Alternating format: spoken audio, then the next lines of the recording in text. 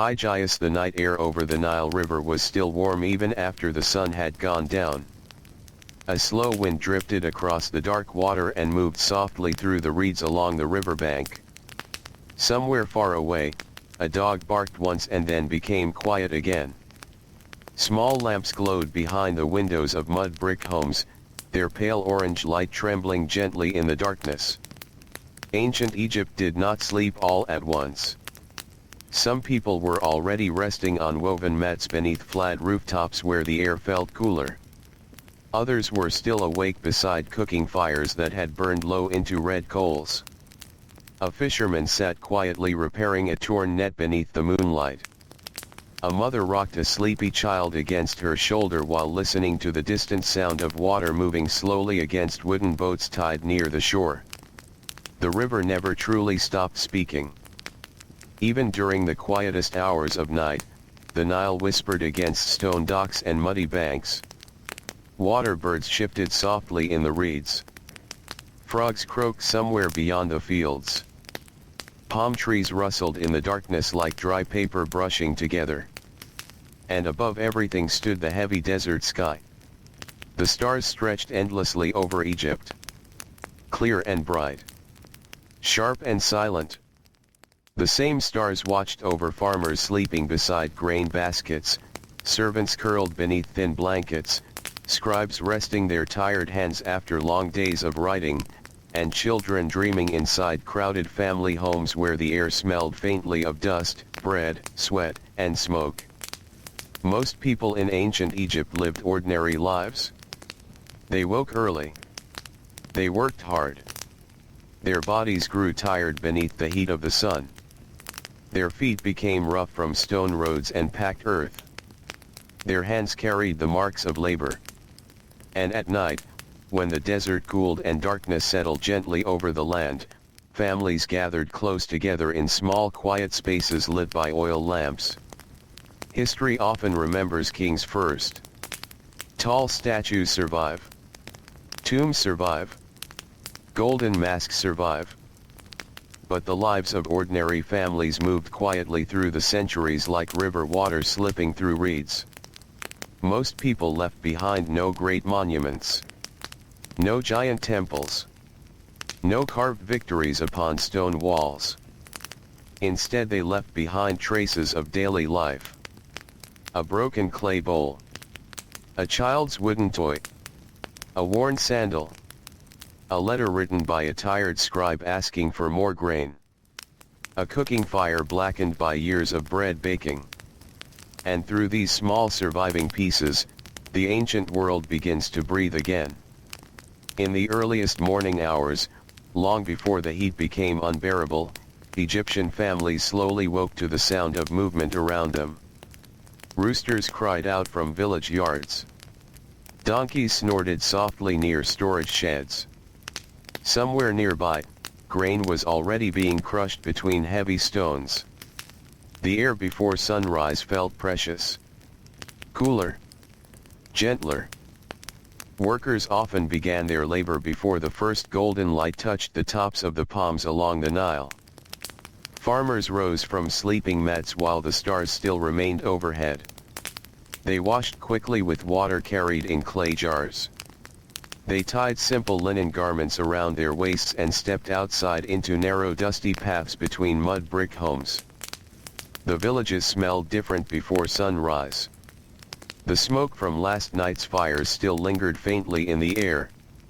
Wet clay from the riverbanks mixed with the scent of animals sleeping nearby.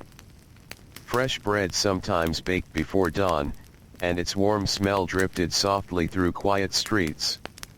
Many homes were small. A simple Egyptian family might live together inside a mud brick house with only a few rooms. The walls helped keep out some of the daytime heat. Roofs were flat and often used for sleeping during warm nights. Floors were packed dirt or stone. Furniture remained simple because wood was difficult to obtain and expensive for ordinary people. A low stool. A woven mat. A wooden chest for clothing. Clay jars stacked against walls. Life moved close to the ground. Children slept beside parents. Younger brothers and sisters shared blankets. During cooler months, families huddled together for warmth during the coldest part of night before dawn slowly returned. Inside the homes, the darkness before sunrise felt thick and quiet. Oil lamps flickered gently beside sleeping forms. Sometimes an older woman rose first to begin grinding grain into flour. The sound was slow and rhythmic. Stone against stone. Repeated over and over in the dim light while the rest of the family slowly stirred awake. Bread was everything. The labor of bread began early and never truly ended. Grain needed crushing. Dough needed kneading. Ovens needed heating. Bakers worked constantly because feeding a family required enormous effort. The flour often remained coarse. Tiny grains of sand mixed into it during grinding. Over many years, this slowly wore down people's teeth. Ancient skulls discovered centuries later still carried the marks of this daily hardship. But in the early morning hours, none of that mattered much. The smell of fresh bread brought comfort into tired homes. Children rubbed sleep from their eyes while sitting quietly near warm ovens. Workers prepared for long hours in the fields. Clay cups filled with beer made from barley sat near baskets of bread and onions. Egyptian beer was thick and filling, more like liquid grain than the modern drink people know today. Even children drank watered versions with meals. Food was simple for most families. Bread, beer, onions, beans, fish when available, dates and figs during certain seasons. Sometimes lentils cooked slowly inside clay pots. For poorer workers, meat rarely appeared except during festivals or special occasions. But along the Nile, fish often became an important part of daily survival. Fishermen left villages before sunrise, guiding small wooden boats quietly into the misty river while birds circled overhead. The Nile controlled nearly every part of Egyptian family life. Without it, the land would have become endless desert. Each year the river flooded. Dark rich soil spread across the fields. Farmers waited carefully for these floods because their entire survival depended upon the river's behavior. When floods arrived properly, crops grew well. When they failed, hunger spread quickly through villages. Children learned this reality early. A young boy walking beside his father through muddy fields could already understand that water meant life. Girls helping carry grain or fetch river water understood it too. Everyone watched the river carefully. Its moods shaped entire lives. In farming villages, families often worked together from sunrise until evening. Men plowed fields using wooden tools pulled by oxen. Women carried baskets, prepared food, cared for younger children, and helped process harvested crops. Older children joined labor as soon as they were physically able. There was little separation between work and family life. Labor happened everywhere.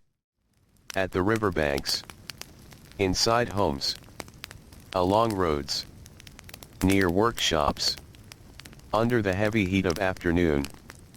Children did not disappear into separate worlds. They remained close to adult routines from the beginning, learning through observation and repetition. A little girl might spend hours watching dough being prepared. Later she copied the movements herself. A young boy followed older fishermen into shallow water carrying small nets. Tiny mistakes became lessons repeated patiently day after day. The pace of ancient life could feel slow from far away. But for ordinary families, the days were full. Always full. There were jars to carry, sandals to repair, roofs to patch, animals to feed, water to fetch, clothing to wash beside the riverbanks, grain to store safely away from rats and insects. And always the heat. The Egyptian sun shaped every movement. By midday, light pressed heavily against mud brick walls. Dusty roads shimmered. Workers wrapped linen cloth around their heads to protect themselves. Sweat gathered along necks and backs. Hands became slippery against wooden handles and stone tools. People rested whenever possible during the hottest hours. In narrow shaded spaces, workers sat quietly against walls and breathed slowly while drinking water or beer. Some closed their eyes briefly before returning to labor again. The desert heat demanded respect from everyone, rich or poor. Inside homes during midday, the air often felt thick and still. Flies buzzed lazily near baskets of food. Children dozed in corners while mothers worked nearby. Old men sat silently near doorways where small traces of moving air drifted through the streets. Sometimes a soft wind carried sand across the village. Fine grains gathered in corners of rooms and along sleeping mats. Sand settled into clothing, hair, baskets, and food. Egyptians lived beside the desert constantly. Even inside homes, its presence remained close. Yet life along the Nile also held beauty in quiet ordinary moments. Blue lotus flowers floated near the riverbanks. Palm leaves swayed gently overhead. White birds crossed the sky above green fields. At sunset, golden light spread across the water until the entire river seemed to glow softly beneath the evening sky. After long days of labor, families slowly returned home. Farmers carried tools across dusty roads. Fishermen unloaded nets near crowded docks. Workers from stone workshops brushed dust from their arms and faces before entering narrow village streets. Evening brought relief. Cooking fires appeared one by one as darkness approached. The smell of roasting fish and baking bread drifted through the air. Children played quietly outside before sleep. Neighbors spoke softly together while sitting near doorways. The loudness of daytime slowly faded. Night in ancient Egypt often felt deeply peaceful once labor ended. Without modern noise, darkness carried long stretches of silence broken only by insects, distant animals, moving water, and quiet human voices. Oil lamps flickered softly inside homes while shadows moved slowly across walls. Families gathered closely because space remained limited.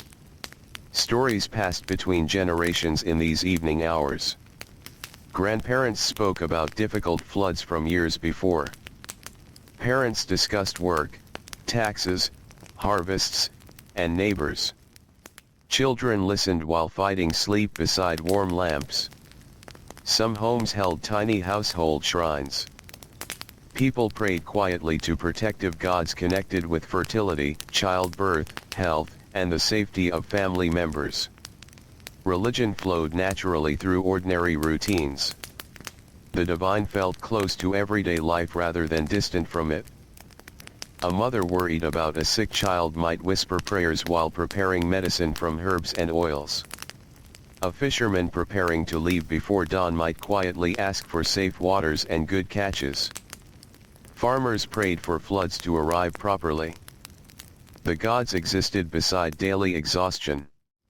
And exhaustion was common. Ancient Egyptian labor demanded tremendous physical effort. Bodies aged quickly beneath the combination of heat, hard work, poor nutrition, and illness. Skeletons discovered thousands of years later still reveal damaged backs, worn joints, and signs of constant strain. But ordinary people rarely stopped moving. There was no choice. Fields needed tending. Stone needed carving. Linen needed weaving. Water needed carrying every single day. Women especially carried endless responsibilities within the household. Before sunrise they prepared grain. During the day they managed food, children, cleaning, weaving, and often outside labor as well. They carried water jars from the Nile balanced carefully against shoulders or heads. They cared for the sick and elderly. They repaired clothing under dim lamplight after dark. And yet there were still moments of tenderness hidden quietly inside these difficult routines. A father teaching his son how to tie fishing nets. A mother brushing dust from a sleeping child's face. Sisters laughing softly while washing clothing beside the river. A family sharing cool evening air together upon the rooftop after unbearable daytime heat. These moments rarely entered official records.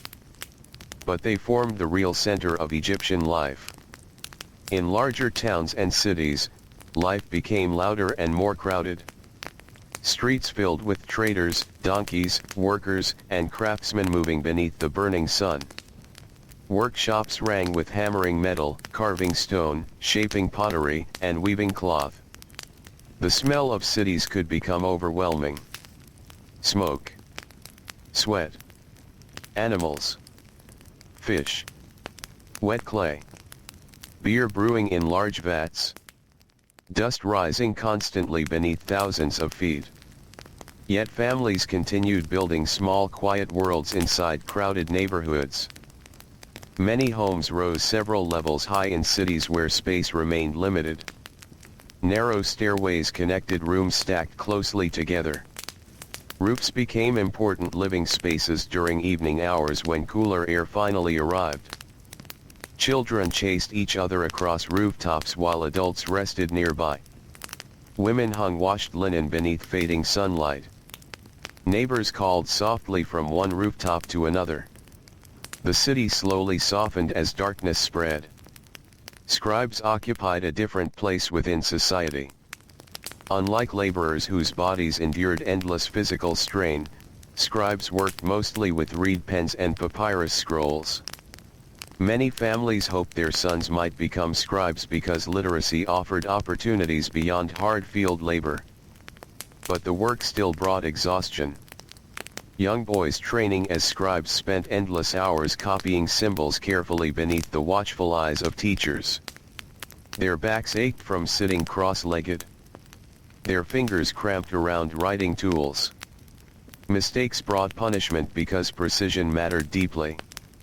Inside scribal schools, the air smelled of papyrus, ink, sweat, and dust. Students repeated lessons aloud in tired voices while sunlight moved slowly across the floor. Outside, heat pressed against the walls. Inside, boys practiced signs and calculations again and again until their hands became steady enough for official work. Some eventually served temples. Others managed grain records, taxes, or labor accounts. A skilled scribe could rise beyond the life of ordinary manual labor. Yet even these educated men remained tied closely to the rhythms of Egyptian family life. They returned home exhausted. They worried about food, illness, and children just like everyone else. Illness visited homes often. The river that sustained life could also spread disease. Insects carried sickness. Poor sanitation allowed infections to move easily through crowded communities. Medical knowledge existed, but treatments varied greatly in effectiveness. Families relied heavily upon practical care.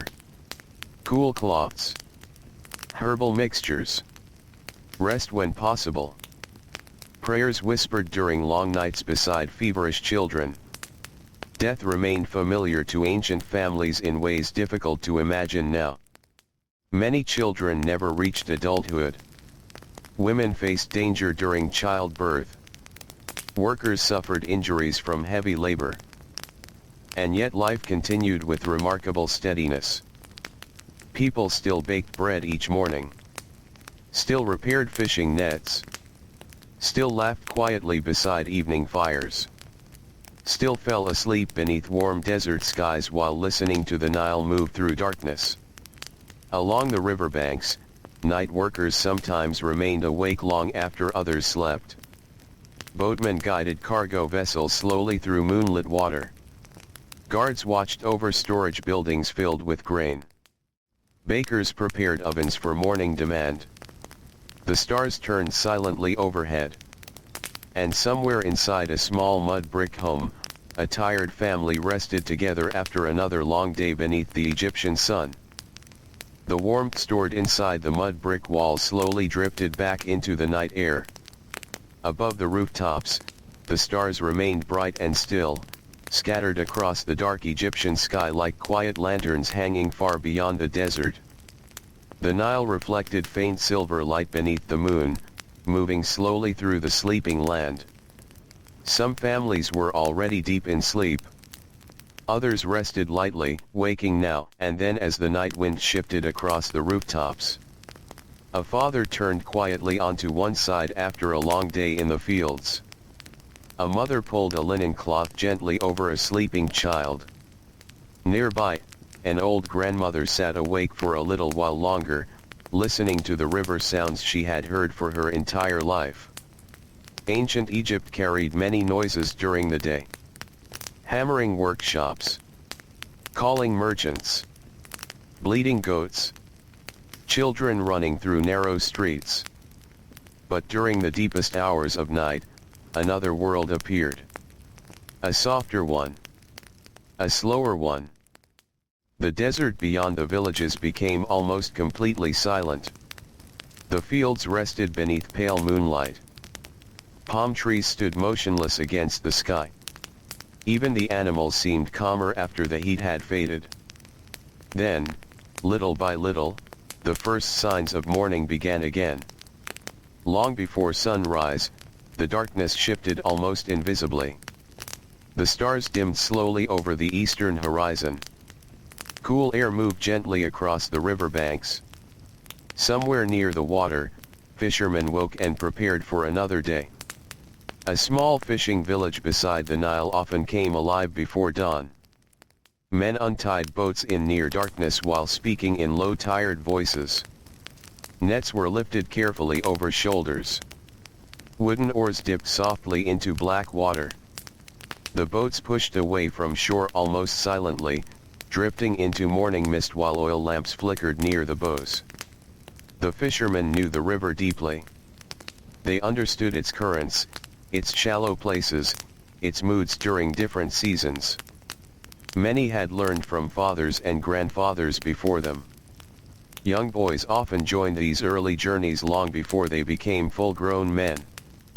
A child sitting quietly inside a fishing boat before sunrise might feel cold river air against his face while watching the stars disappear one by one overhead. The water smelled fresh and heavy at that hour. Birds called from the reeds as daylight slowly approached. For many ordinary Egyptian families, fishing helped fill empty stomachs when grain stores became low. Fish dried beneath the sun.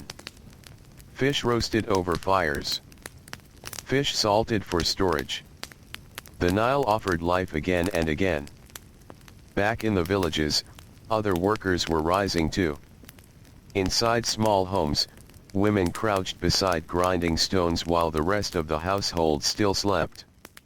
Grain crushing was one of the most constant sounds in ancient Egypt. Slow. Repetitive. Heavy. Stone against stone before sunrise every single day. Hands grew rough from years of grinding flour. Shoulders ached from leaning forward for long hours. But bread had to be made. Without bread, nothing else could continue. The oven slowly heated while darkness still covered the streets. Smoke drifted upward through roof openings and narrow windows. The smell of baking dough spread softly through nearby homes, mixing with cool morning air. Children slowly woke to these familiar smells. A little girl rubbed her eyes while sitting beside her mother near the oven. A sleepy boy stepped carefully across the floor to drink water from a clay jar. Younger children sometimes remained wrapped in blankets while older brothers and sisters already prepared for work. Very few people lived idle lives. Even young children carried responsibilities. Some gathered animal feed. Others fetched water from public wells or directly from the Nile. Girls often helped care for babies while mothers worked nearby. Boys followed fathers into fields, workshops, or riverboats. Life moved together. Families worked side by side so often that labor and home became deeply connected. A child learned by watching older hands move carefully through familiar routines. How to shape bread dough. How to mend woven baskets. How to carry jars without spilling precious water. The lessons came quietly. Not inside large classrooms, but beside ovens, riverbanks, and dusty roads. As sunrise approached, golden light slowly spread across the Nile Valley. The sky turned pale blue above the desert cliffs. Birds crossed low over the river. Workers stepped into the fields while the air still felt cool enough for labor. The fields beside the Nile looked green and alive against the surrounding desert. Rows of barley moved gently in the wind. Date palms cast long morning shadows. Water channels reflected the brightening sky. Farmers walked carefully along narrow raised paths separating flooded sections of land. Their feet pressed into damp earth while oxen pulled wooden plows through soft soil. Agriculture required endless attention. Water levels needed watching. Tools needed repairing. Animals needed feeding. Seeds needed protecting from birds and insects. The work rarely stopped. And still, beneath all the labor, ordinary family life continued in small gentle moments. A husband sharing bread with his wife before sunrise. A child falling asleep briefly beside stacked grain baskets after morning chores. Two sisters laughing softly while washing vegetables near the riverbank. Tiny peaceful moments survived inside difficult lives. As the sun climbed higher, the heat slowly returned. At first it arrived gently. A warm touch against the skin. But by midday the light became heavy and exhausting. Workers wrapped linen cloth over their heads and necks. Sweat darkened clothing. Sandals scraped against dry ground baked hard beneath the sun. In larger towns, crowded streets became loud with movement.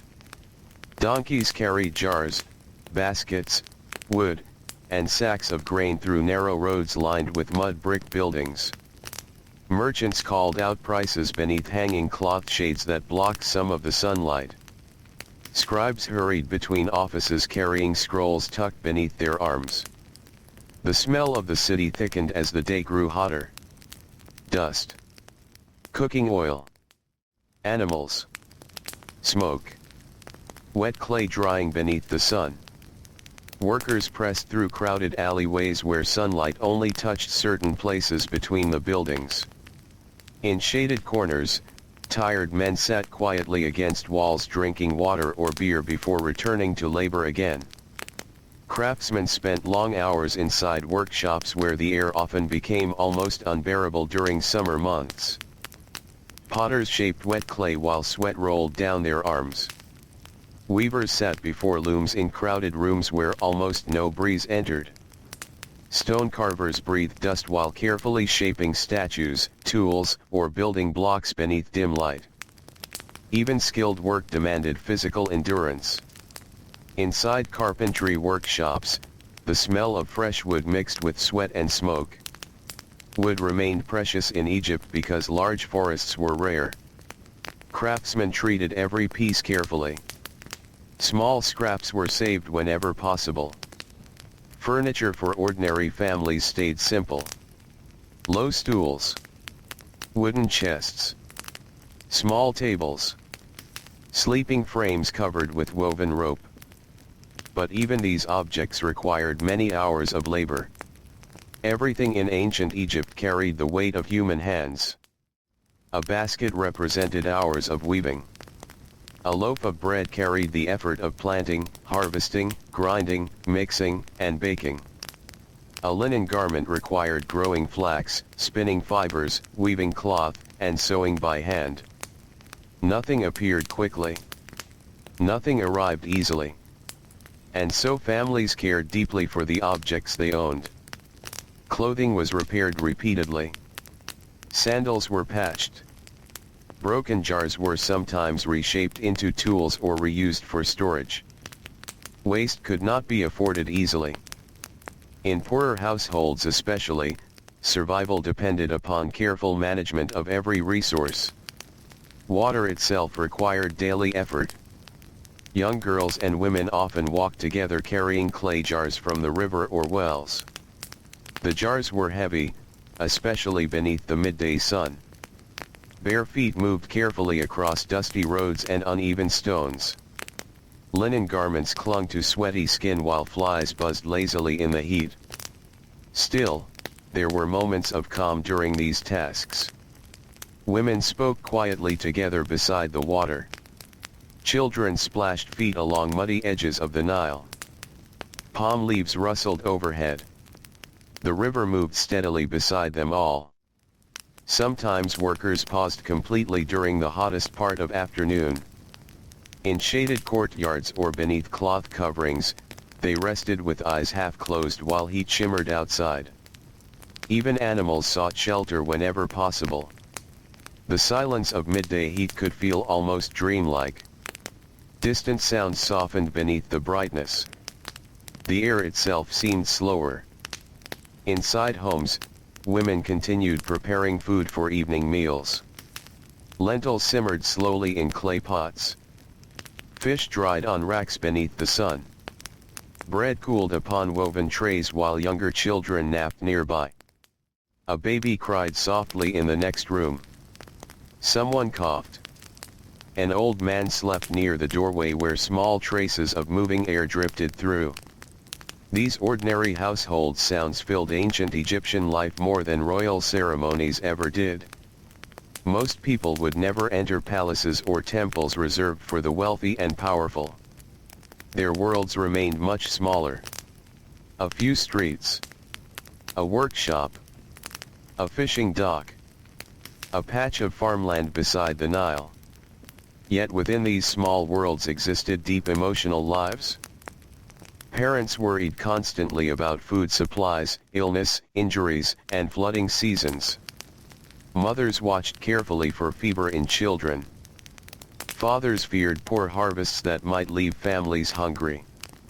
Grandparents carried memories of difficult years when the Nile failed to rise properly. The river could bring comfort, but also fear. When floodwaters arrived too weakly, anxiety spread through villages quickly. Farmers studied water levels with tired eyes. Conversations became quieter. Grain stores were checked again and again. A family's future often depended upon forces completely beyond their control. And still the routines continued. At sunset, labor slowly ended once more. The fierce brightness softened into gold. Long shadows stretched across fields and roads. Workers returned home carrying tools over weary shoulders. Their bodies ached from bending, lifting, walking, and standing beneath the relentless heat. Evening air felt like relief itself. Children ran through village paths again after spending much of the day hiding from the strongest sunlight. Cooking fires appeared one by one. Smoke drifted upward into the darkening sky. The smells of evening filled the streets. Warm bread. Roasting onions. Fish cooking over open flames. Beer poured into clay cups. Families gathered close together after the long workday. Meals remained simple, but evening still brought comfort. Workers sat cross-legged upon mats while sharing food slowly in the flickering light of oil lamps. Some homes became crowded with relatives. Grandparents. Cousins. Uncles. Several generations often lived closely together, especially among poorer families where resources needed sharing. Privacy existed differently in the ancient world. People slept, ate, worked, and rested near one another constantly. Life felt communal. A crying child woke everyone. A sickness affected the whole household. A good harvest brought relief to many mouths at once. After eating, some families climbed onto rooftops again to escape the lingering indoor heat. The sky darkened slowly overhead while stars returned one by one. The Nile reflected moonlight once more. From nearby homes came soft conversations, quiet singing, and the gentle sounds of people settling down for the night. A mother combed dust from her daughter's hair. A father repaired a sandal strap beneath lamplight. Older children listened sleepily to stories they had heard many times before. Stories mattered deeply in family life. Tales of gods. Tales of spirits. Old memories passed carefully between generations. Voices became softer as night deepened. Somewhere in the darkness, temple priests continued quiet rituals by candlelight. Guards walked slowly beside storage houses and city gates. Bakers prepared grain for another dawn that would arrive too quickly. And beneath the endless Egyptian sky, ordinary families rested together once more beside the breathing river, surrounded by the warmth of mud brick walls, the scent of cooling dust, and the peaceful silence of the ancient night. The night breeze moved softly through the narrow streets while most of the village slept. Palm leaves whispered against one another high above the rooftops. Beyond the last row of mud brick homes, the desert stretched outward in complete darkness, quiet and endless beneath the stars. The Nile continued its slow movement through the land. Even in sleep, people remained connected to the river. They could hear it faintly in the distance. The soft water against reeds. The occasional creak of wooden boats shifting beside docks. The low murmur of current moving through darkness toward distant places no ordinary farmer would ever see. Inside one small home near the edge of the village, a lamp still burned. An elderly woman sat awake on a woven mat beside the wall. Her hands rested quietly in her lap while she listened to the breathing of the family around her. Children slept close together beneath linen cloths. A young mother lay beside her baby. In the corner, 2 clay jars held water gathered earlier that day from the riverbank. The air inside the house smelled faintly of smoke and baked bread. Mud brick walls held the day's warmth long after sunset. During cooler seasons this felt comforting. During the hottest months, families sometimes struggled to sleep inside the heavy trapped heat. That was why rooftops became so important after dark. Many homes had simple stairways leading upward. At night, families carried woven mats onto the roof and settled beneath the open sky. The stars became part of ordinary life in ancient Egypt. Children learned their patterns from an early age. Farmers watched them carefully during different seasons. Boatmen used them for travel upon the river during darkness. The sky itself felt alive. Without bright city lights, every star appeared sharp and endless. The Milky Way stretched across the heavens like pale dust scattered through darkness. People resting upon rooftops often drifted slowly into sleep while staring upward into that enormous ancient sky. Then, little by little, morning approached once again. The first signs came quietly. A faint cooling of the air before dawn. Birds shifting in palm trees. A distant splash from the riverbanks. Soon after, movement began inside the homes. An older daughter rose first in one household, stepping carefully across sleeping bodies toward the oven area. She tied back her dark hair and began preparing grain for grinding. The sound returned once more. Slow stone against stone in the darkness before sunrise. Nearby, a father sat up slowly, rubbing tired eyes. His muscles already ached from yesterday's labor. Years in the fields had hardened his hands and bent his shoulders slightly forward. Fine lines from sun and dust marked the corners of his face. Life aged workers quickly. By modern standards, many Egyptian laborers became old while still physically young. Endless lifting, walking, carrying, and bending wore the body down year after year beneath the desert sun. But there was little time to think about exhaustion. Another workday had already begun. Outside, the village slowly awakened. Thin smoke rose into the pale morning sky as ovens heated across the settlement. Roosters called from enclosed yards. Donkeys stamped their feet impatiently beside storage areas and fences. The smells of morning spread softly through the streets. Warm bread baking. Wet earth beside the river. Ash from cooking fires. Fresh cut reeds. Families gathered for small early meals before labor began. Bread was broken apart and shared beside cups of watered beer. Sometimes onions, dates, or leftover lentils accompanied the meal. Food needed to provide strength for the long hours ahead. Children ate sleepily beside parents. Some still rubbed their eyes while listening to adult conversations about water levels, crops, repairs, taxes, or illnesses spreading through nearby homes. Children in ancient Egypt heard the worries of adults constantly because life unfolded together in shared spaces. There were few separations. A child learned about hardship naturally. About hunger. About labor. About flood seasons. About death and sickness. But children also learned warmth through these same close family rhythms. They fell asleep listening to familiar voices every night. They worked beside parents instead of far away from them. Daily life, though difficult, carried a strong feeling of togetherness. As dawn finally arrived, workers stepped into the cool early light. For a short time each morning, the land felt gentle. Mist hovered near parts of the Nile. Dew rested lightly upon grasses close to irrigation channels. The harsh heat had not yet returned.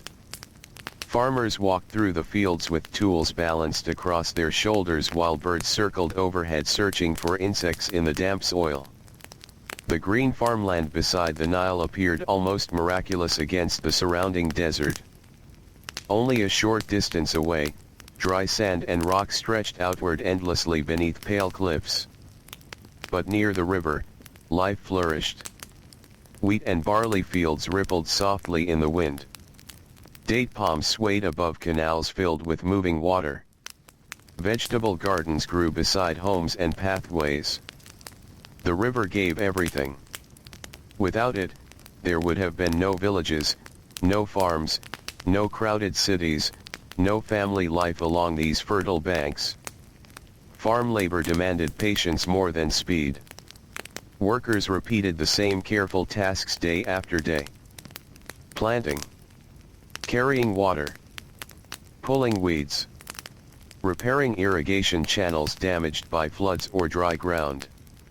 During harvest seasons, entire families joined together beneath the burning sun gathering grain as quickly as possible before crops spoiled. Harvest time felt exhausting. Dust filled the air around the workers. Sharp stalks scratched exposed skin. Sweat rolled down faces and backs while insects buzzed heavily in the heat. Men cut grain with curved blades while women bundled stalks together into large stacks. Children carried smaller bundles nearby. Even younger workers learned to help however they could. At midday, labor slowed as the heat became nearly unbearable. Workers searched for patches of shade beneath trees, walls, or temporary coverings made from cloth and reeds. Meals during the hottest hours remained simple. Bread. Beer. Sometimes dried fish or onions. Workers sat quietly while eating, too tired for long conversations. Flies moved lazily around baskets and cups. Some people rested with eyes closed while others stretched aching backs against cool mud walls. The silence of midday often felt heavy. The air itself seemed to stop moving. Far away across the fields, heat shimmered above the ground in wavering lines. Even the animals became still beneath the crushing brightness. Inside towns and cities, servants and household workers continued labor through the afternoon despite the heat. Wealthier homes required constant attention. Floors swept clean. Water jars refilled. Food prepared. Laundry washed and dried. Children watched. Visitors greeted. Servants moved quietly through shaded rooms carrying baskets, oil lamps, folded linens, or trays of food. Some servants had once belonged to poor farming families themselves. Others entered service through debt or hardship. Life inside wealthy homes could provide more stable food and shelter, but labor remained endless there too. A young servant girl might spend hours carrying water from courtyard wells while trying to avoid breaking expensive pottery. A household cook worked beside roaring ovens in suffocating heat. Male servants guarded doors, cared for animals, or assisted scribes and officials. The wealthy lived differently from ordinary workers. Their homes were larger. Their meals more varied. Their clothing finer. But even inside rich households, life still followed the rhythms of the Nile, the sun, and the seasons. Heat entered every home eventually. Dust settled everywhere. Night still brought relief. In workshops across Egypt, craftsmen bent over careful work while daylight poured through narrow openings high in the walls. Jewelry makers shaped gold into delicate forms beside tiny flames. Potters turned wet clay beneath practiced hands. Sandal makers stitched leather strips together while surrounded by the smell of treated hides and sweat. The workshops often became crowded and noisy. Hammering echoed against stone walls. Voices called for tools and materials. Wood shavings gathered across floors. Smoke drifted upward through roof openings. Apprentices moved constantly between older craftsmen carrying supplies, sweeping dust, and learning through observation. A young apprentice's life could feel exhausting and repetitive. Mistakes brought scolding. Long hours passed in uncomfortable positions. Yet many families hoped their children could learn skilled trades because farming alone often left families vulnerable during poor flood years. Skill offered survival. A good potter. A talented weaver. A careful scribe. These roles carried value within Egyptian society. Scribes especially occupied an unusual place between laborers and the wealthy elite. Literacy remained rare enough to create opportunity. Families sometimes sacrificed greatly to place sons into scribal training. Inside schools connected to temples or administrative buildings, boys practiced writing symbols repeatedly upon wooden boards or scraps of pottery. Teachers demanded discipline and precision. Students memorized long passages while sitting cross-legged for hours in dim rooms thick with heat and dust. The work strained the mind instead of the body, but exhaustion still came. Young scribes often developed cramped hands and sore backs. They spent years learning calculations, record-keeping, and formal writing styles. Many dreamed of avoiding field labor forever. Some succeeded. Others returned to ordinary work after failing examinations or losing opportunities. Still, literacy remained deeply respected because written records controlled so much of Egyptian life. Taxes, grain storage, work assignments, trade agreements, temple offerings. All depended upon scribes quietly recording information while the rest of society labored around them. Meanwhile, women continued carrying enormous responsibilities inside family life. Much of their labor went officially unnoticed, yet homes could not function without it. Women prepared nearly every meal, produced cloth, managed children, cared for sick relatives, maintained household supplies, collected water, ground grain, and often helped directly with farming or business work too. A woman's day began before sunrise and usually ended long after dark. At the riverbanks, groups of women washed clothing together by kneeling beside the water and beating linen against smooth stones. Their conversations drifted softly through the warm air while children played nearby among reeds and muddy edges. The Nile served as gathering place, workplace, and lifeline all at once. People bathed there, washed dishes there, collected water there, prayed there, sailed there, fished there. The river connected nearly every human activity. In the evenings, after the worst heat had faded, many people returned to the water simply to sit quietly near its coolness. Children skipped stones across shallow edges while fishermen repaired damaged nets beneath fading sunlight. Old men watched boats drift slowly past. Birds crossed overhead in dark shapes against the orange sky. The end of the workday carried a special softness. Bodies remained tired, but the pressure of labor slowly lifted as darkness approached. Workers returned through dusty roads toward homes glowing with small oil lamps. Cooking fires crackled gently inside courtyards and narrow streets. The smell of evening meals filled the villages again. Warm lentils, fresh bread, roasted fish, garlic and onions cooking slowly in clay pots. Families gathered closely to eat together because space remained limited inside most homes. Meals became quiet moments of rest after endless movement beneath the sun. Children often fell asleep early beside their parents during these evening hours. A little boy might drift asleep while listening to adults speak softly nearby. A girl rested her head against her mother's shoulder while oil lamps flickered along the walls.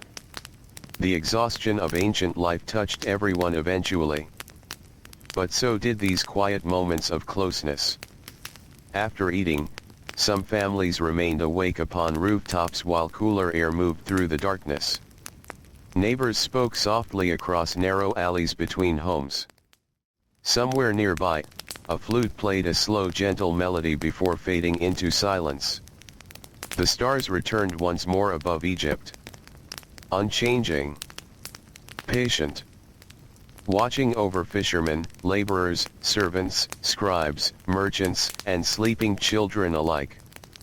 And beside the eternal river, another long day slowly came to rest beneath the peaceful weight of the ancient night.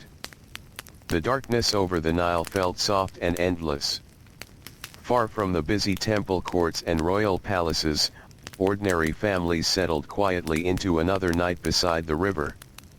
The heat of the day slowly escaped from mud brick walls. Palm shadows stretched across narrow village paths. A faint wind carried the scent of water and damp earth through the sleeping settlements. Somewhere in the distance, a boatman guided a small cargo vessel along the river by moonlight. The sound came faintly through the stillness.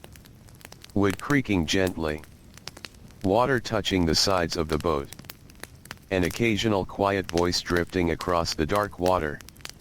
Most people remained asleep now, stretched upon woven mats or resting beneath thin linen sheets. In poorer homes, entire families slept together inside one main room. Children curled beside parents. Grandparents rested near doorways where cooler air moved slowly through the house. Sleep in ancient Egypt was often light. Dogs barked outside. Babies cried during the night. Insects buzzed around oil lamps. Sometimes workers woke sweating beneath trapped heat and climbed quietly onto rooftops searching for moving air beneath the stars. Even rest required patience. Yet the night still carried peace. A peacefulness that came after labor. After dust. After heat. After the endless movement of the day. In one small farming village farther south along the Nile, a baker was already awake before dawn. He stepped barefoot across the cool floor of his home and pushed aside a woven reed curtain hanging near the doorway. Outside, the world remained dark blue and silent. He breathed slowly for a moment. The coolest air of the entire day existed right before sunrise. Soon the heat would return again. But for now, the breeze drifting from the river felt gentle against his tired face. Inside his small workspace, grain sacks rested against the wall beside grinding stones worn smooth by years of use. He lit a small oil lamp. The flame flickered softly, throwing long shadows across clay jars and baskets stacked neatly nearby. Then the familiar work began again. Grinding. Mixing. Kneading. The baker's hands moved almost automatically through motions repeated thousands of times before. Bread fed nearly everyone in Egypt, and bakers worked constantly to meet that need.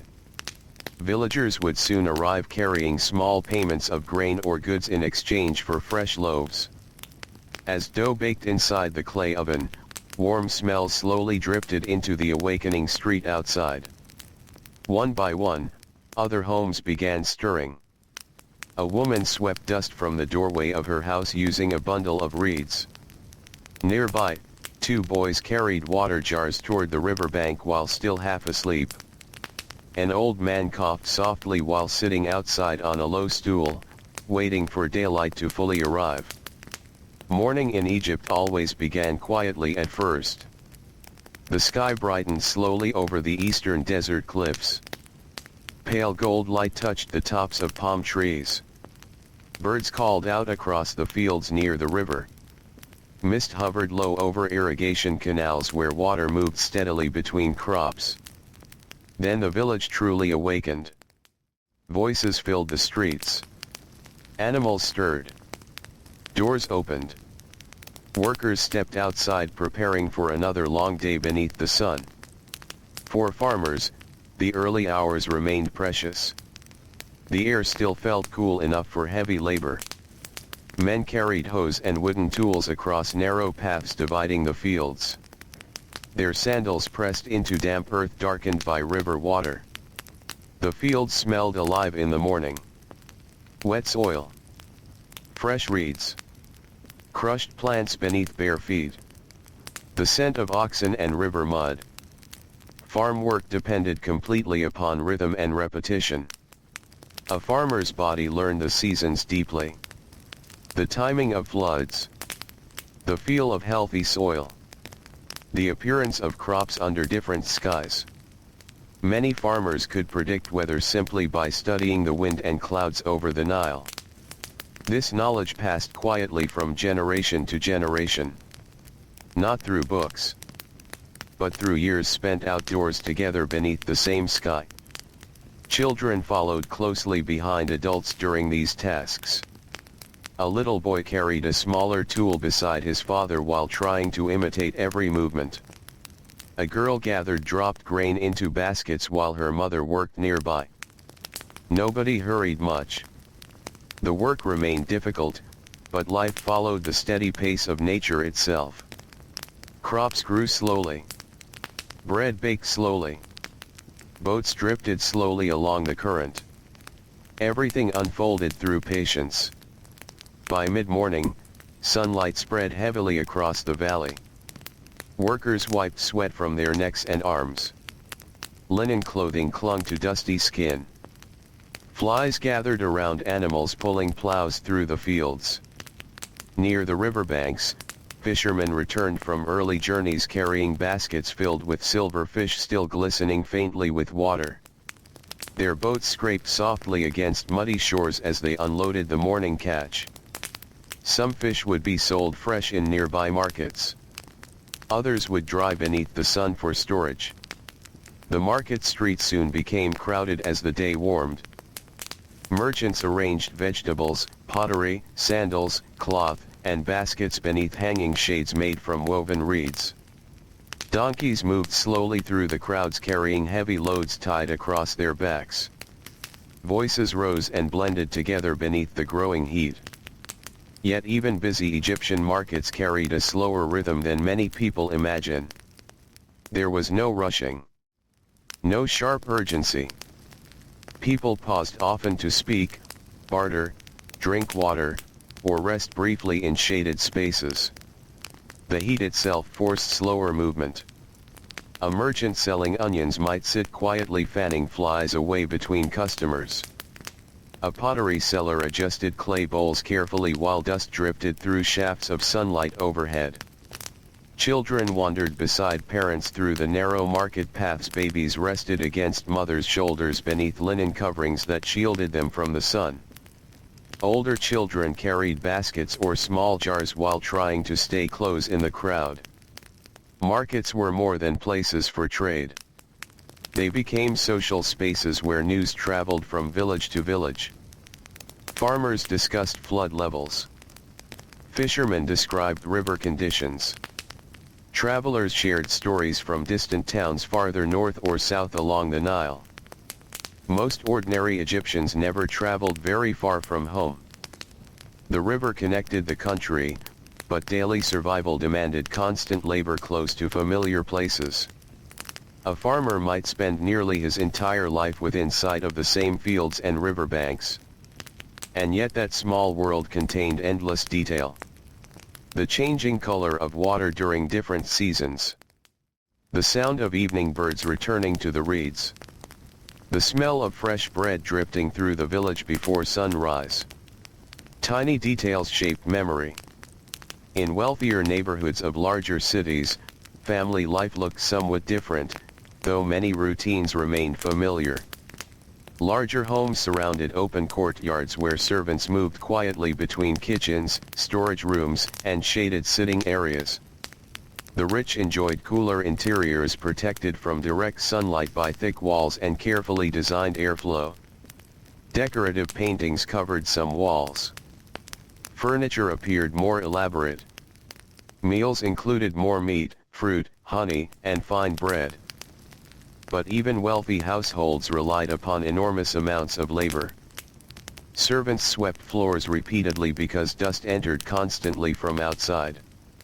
Water carriers moved heavy jars throughout the day. Cooks worked over hot fires preparing meals for large families and guests. Inside one upper-class home near Memphis, a young servant girl carefully poured water over her employer's hands before the midday meal. She kept her eyes lowered respectfully while balancing the heavy clay vessel. Nearby, cooks hurried through smoky kitchen rooms where fish roasted beside baking bread. The air smelled of herbs, onions, and hot oil. Sweat rolled down the faces of workers standing beside ovens despite the shade overhead. Servants often slept in small cramped spaces connected to kitchens, courtyards, or storage areas. Their days began earlier than almost everyone else's and ended very late at night after lamps were extinguished and floors cleaned. Exhaustion touched rich and poor alike, though in very different ways. Inside scribal offices and government buildings, another form of labor continued quietly through the afternoon heat. Scribes sat cross-legged beside low tables covered in papyrus scrolls. Reed pens scratched softly across surfaces while calculations and records filled the room. The work required concentration. Tax records. Crop measurements. Storage accounts. Temple inventories. The organization of Egyptian society depended heavily upon writing. Grain collected from farming villages needed recording carefully. Labor assignments for building projects had to be tracked. Deliveries arriving along the river required documentation. A mistake by a careless scribe could create serious problems. And so the work remained demanding despite appearing physically easier than farming or construction. Many scribes spent long hours indoors breathing stale warm air while sunlight burned outside. Their fingers stained dark with ink. Their shoulders stiff from bending over writing surfaces all day. At midday, some paused briefly for bread and beer before continuing again. Outside the offices, builders and stone workers endured far harsher conditions beneath direct sunlight. Egypt's monuments rose through astonishing human effort. Not only kings and architects built temples and tombs. Ordinary workers carried the stones, mixed the mortar, dragged materials across hot ground, These laborers often lived in organized communities near construction sites. Families crowded into small homes built close together. Shared ovens and wells supported entire worker neighborhoods. After long days hauling stone beneath burning skies, laborers returned to homes coated in dust and sweat. Muscles trembled with exhaustion. Feet blistered inside worn sandals. Yet even there, family life continued quietly. A wife cleaned cuts along her husband's hands after work. Children waited eagerly beside cooking fires. Neighbors shared food during difficult weeks. Community mattered deeply among workers because survival depended upon cooperation. During festivals and religious celebrations, ordinary routines softened slightly. Work slowed when possible. Families wore cleaner linen garments. Homes were swept carefully and decorated with flowers or greenery when available. Music drifted through some streets during festival evenings. Simple flutes, hand drums, voices singing softly together beneath torchlight. Food became more generous during these times. Better bread, more beer. Sometimes meat shared among families who rarely enjoyed such meals during ordinary days. Children especially loved festival nights. They stayed awake longer than usual while adults gathered outdoors speaking, eating, and watching performers or religious processions moving through the streets. Oil lamps glowed everywhere. The air smelled of smoke, flowers, and warm bread. For a short while, the exhaustion of daily labor seemed lighter. Then slowly, the celebrations faded and ordinary routines returned again. Because ordinary life never paused for long in ancient Egypt. The Nile still needed watching. Fields still needed tending. Bread still needed baking before sunrise. As evening approached once more, workers drifted home beneath skies turning orange and deep red above the river. The worst heat finally loosened its grip upon the land. Palm shadows stretched long across dusty roads. Women prepared evening meals while children played nearby among chickens and clay jars. Men washed dust from their arms and faces beside outdoor basins or directly in the river. The sounds of the day softened gradually. Markets closed. Animals quieted. Workshops emptied. Boats tied securely along the riverbanks rocked gently in the evening current. Families gathered again beneath the first appearing stars. Some sat quietly upon rooftops where cooler air finally returned. Others remained near cooking fires speaking softly while sharing bread and beer after another exhausting day. A grandmother told old stories to sleepy children beside an oil lamp. A father repaired fishing nets carefully in the fading light. A mother hummed softly while rocking a restless baby against her shoulder. And beyond the villages and fields, the desert waited silently beneath the moon, while the Nile continued its endless journey through the calm ancient night. The river moved quietly beneath the moonlight, carrying small reflections of stars across its dark surface. Along the banks of the Nile, the last cooking fires slowly faded into glowing embers. Thin trails of smoke drifted upward into the warm night air and disappeared into the darkness above the sleeping villages. Most families had settled down now. Children slept first, curled beside parents or grandparents beneath light linen coverings. Some homes had only one main room, so everyone rested close together. The soft sounds of breathing filled the darkness. Occasionally someone shifted upon a woven mat. A baby stirred gently and then became quiet again. Outside, sandals rested beside doorways coated with dust from the long day. Tools leaned against walls. Fishing nets dried quietly in the night breeze. Clay jars cooled slowly after standing for hours beneath the sun. The ordinary objects of daily life waited patiently for morning to come again. In one small riverside home, an elderly fisherman remained awake longer than the others. His hands moved slowly as he repaired a torn section of net beneath the flickering light of a tiny oil lamp. The net smelled faintly of river water and fish. His fingers were rough and scarred from many years of labor. Small cuts crossed his knuckles. The nails were worn and cracked. Yet his movements remained calm and practiced. Outside his doorway, the Nile whispered softly against the muddy shore. For fishermen, life followed different rhythms than it did for farmers. They watched the river more closely than the fields. They understood changing currents, hidden shallows, and the movement of fish during different seasons. Storms on the river frightened them more than poor harvests. But their lives were still tied to family routines. Fishing alone could not support every need. Wives baked bread and repaired clothing. Children helped untangle nets and carry baskets. Older sons learned to guide boats before their voices had fully deepened into adulthood. The river shaped entire families together. Farther inland, beyond the greener riverbanks, the edge of the desert remained silent beneath the moon. Sand stretched endlessly into darkness where almost nothing moved except the occasional wind brushing softly across the dunes. Many Egyptians rarely traveled far into that open desert. It felt harsh and dangerous compared to the life-giving Nile. Yet the desert was always present at the edge of vision, reminding people how narrow the fertile land truly was. A ribbon of green beside an ocean of sand. At the first hint of dawn, movement slowly returned to the villages once more. A cool gray light spread across the eastern sky.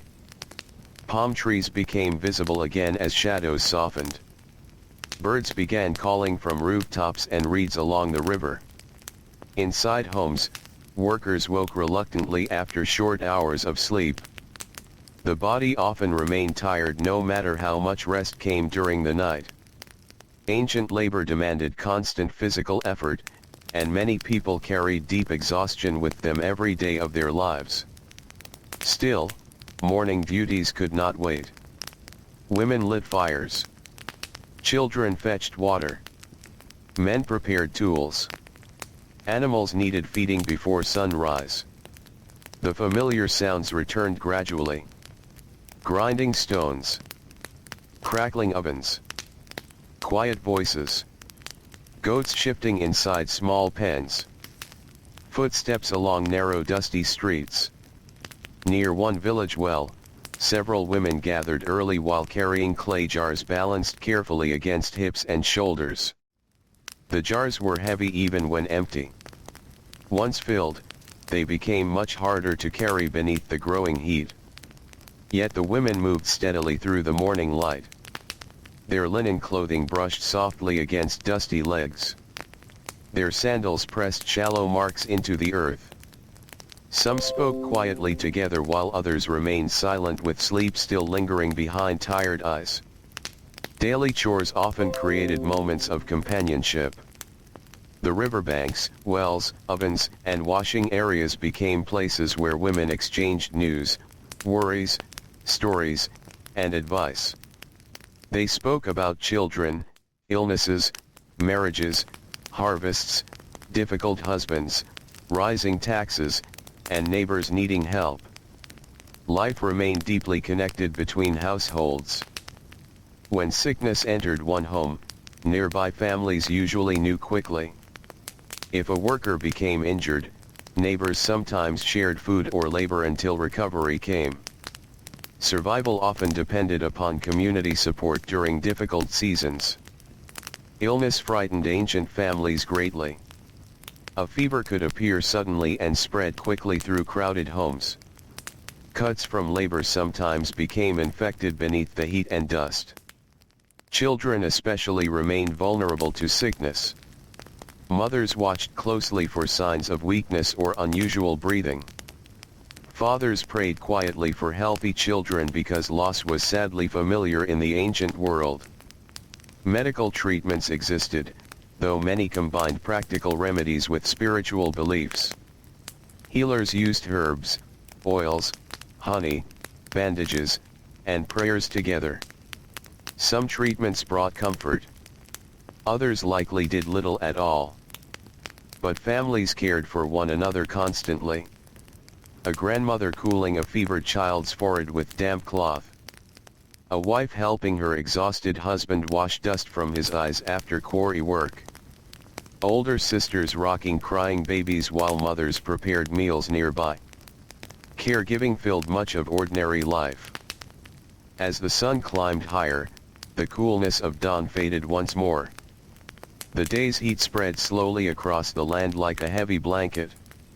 Workers in the fields wiped sweat from their necks before mid-morning had even arrived. Flies gathered around animals and irrigation channels. Dust clung to damp skin.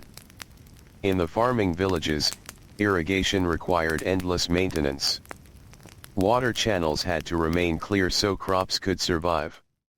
Men stood ankle-deep in muddy canals adjusting barriers and guiding water carefully into different sections of farmland. The work smelled strongly of wet earth. Mud coated legs and feet. Mosquitoes hovered above standing water. Yet the sight of healthy green crops brought comfort because successful harvests meant survival through the coming months. Children often played near these irrigation channels while adults worked nearby. They floated reeds through the water like tiny boats or chased frogs hiding along muddy edges. Even in difficult lives, children still found moments of play. Archaeologists centuries later would discover small toys buried beneath the sand. Wooden animals. Simple dolls. Tiny balls made from cloth and reeds. These quiet objects reveal something deeply human about Egyptian family life. Parents still wanted children to smile. Families still created moments of gentleness inside hard-working days. In larger towns, merchant families lived differently from farming households, though routines remained equally demanding. Trade required constant attention. Weights measured carefully. Goods protected from theft. Boats unloaded along crowded docks. Markets negotiated through long conversations beneath the heat. A merchant's children often learned business skills early. Boys watched fathers bargain over grain, fish, papyrus, oils, or linen cloth. Girls helped organize household storage and assisted with counting supplies. Homes connected to shops or workshops rarely became fully quiet during daylight hours. Customers arrived unexpectedly. Animals moved through courtyards. Workers carried goods in and out all day long. The smell of commerce filled these neighborhoods. Spices. Leather. Fresh-cut wood. Beer brewing in large clay containers. Fish drying beneath the sun. Near the docks of a busy Nile town, laborers unloaded cargo from broad wooden boats arriving from distant settlements farther upriver. Sacks of grain passed from shoulder to shoulder. Pottery clinked softly together while being stacked carefully beside warehouses. Boat workers developed powerful arms and backs from years of lifting. The river trade never truly stopped. Even during the hottest months, goods moved constantly along the Nile because the river connected Egypt more efficiently than the dusty roads crossing the land. Some laborers slept directly beside the docks to avoid long walks home before dawn shifts. They rested beneath simple coverings while listening to water strike wooden hulls through the night. Their lives became shaped by river sounds. The creak of ropes. The splash of oars. Voices echoing softly across dark water before sunrise. In wealthier homes, children experienced somewhat different daily routines than those growing up in poor farming villages. Some learned reading and writing from tutors. Others practiced music, religion, or household management. But even wealthy children remained closely connected to family life. They watched servants prepare meals. Observed religious rituals inside the home. Learned social responsibilities from parents and relatives. The household functioned as the center of life for nearly everyone in ancient Egypt regardless of wealth. Meals remained important gathering moments. Families sat together whenever possible after work slowed in the evening. Oil lamps flickered gently against walls painted with simple colors or left plain beneath layers of dust. Bread was broken apart and shared by hand. Beer poured slowly into cups. Stews cooled inside clay bowls while tired workers rested aching muscles. Conversations stayed soft after exhausting days. No one possessed endless energy. A laborer who spent hours carrying stone blocks beneath the sun often preferred silence during evening meals. The body simply needed rest. Yet there was comfort in togetherness itself. In hearing familiar voices nearby. In knowing loved ones had returned safely from the day's labor. Nightfall always brought relief to Egypt. As the sun disappeared behind the western desert, temperatures slowly softened. Workers climbed onto rooftops again seeking cooler air beneath the stars. The rooftops formed a second world above the streets. Neighbors could speak quietly across narrow gaps between homes. Families spread mats across flat surfaces still warm from the day's sunlight. Some remained awake telling stories while others drifted quickly into sleep from exhaustion. A young mother sat beside her sleeping child while gazing toward the river glowing faintly under the moon. Somewhere nearby, someone played a soft melody on a reed flute. The music drifted through the warm darkness and faded slowly into the night air. Ancient Egyptian music often sounded gentle and repetitive. Simple rhythms. Soft string instruments. Flutes carried easily across rooftops and courtyards after dark. Music accompanied religious festivals, family gatherings, and private moments of rest after labor. Even ordinary workers sometimes sang quietly during repetitive tasks. Boatmen rowing together along the Nile used songs to keep steady rhythm. Women grinding grain repeated familiar melodies passed through generations. The songs likely changed over centuries, yet the human feeling behind them remained constant. Music softened fatigue. It eased loneliness. It made long labor feel slightly lighter. Deep into the night, temple priests continued sacred duties while most families slept nearby. Incense drifted through quiet temple halls illuminated by flickering firelight. Prayers rose softly toward painted ceilings while outside the world remained still and dark. Religion touched every layer of Egyptian life. Not only kings and priests. Ordinary families kept small statues or protective symbols inside homes. Mothers whispered prayers during childbirth. Farmers prayed for flood waters. Fishermen prayed before dangerous journeys. The gods existed close beside daily routines. Close beside sickness. Close beside bread ovens. Close beside sleeping children. And always close beside the Nile itself. As midnight passed, cooler air finally spread fully across the villages. Dogs curled asleep near doorways. Boats rocked gently against wooden posts. The stars continued their silent movement overhead.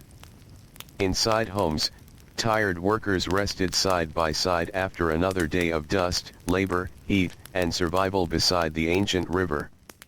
And slowly, quietly, Egypt slept beneath the endless desert sky. The night had settled deeper now, as if the entire land had grown heavier with sleep. Along the Nile, the water moved without hurry. It carried reflections of stars and the faint outline of palm trees leaning over the banks. A thin mist hovered close to the surface in some places, drifting slowly whenever the wind changed direction.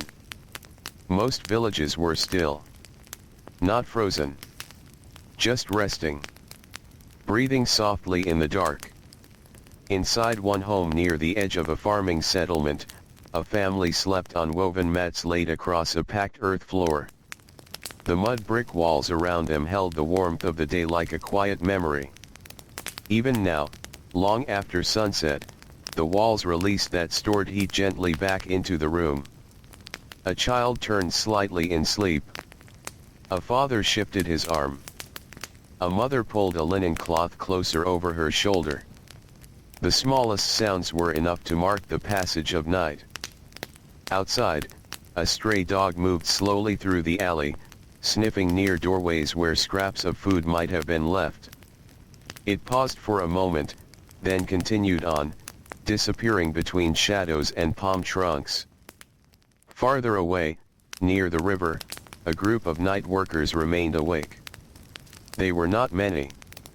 Just a few men responsible for watching stored grain and goods tied to the river docks.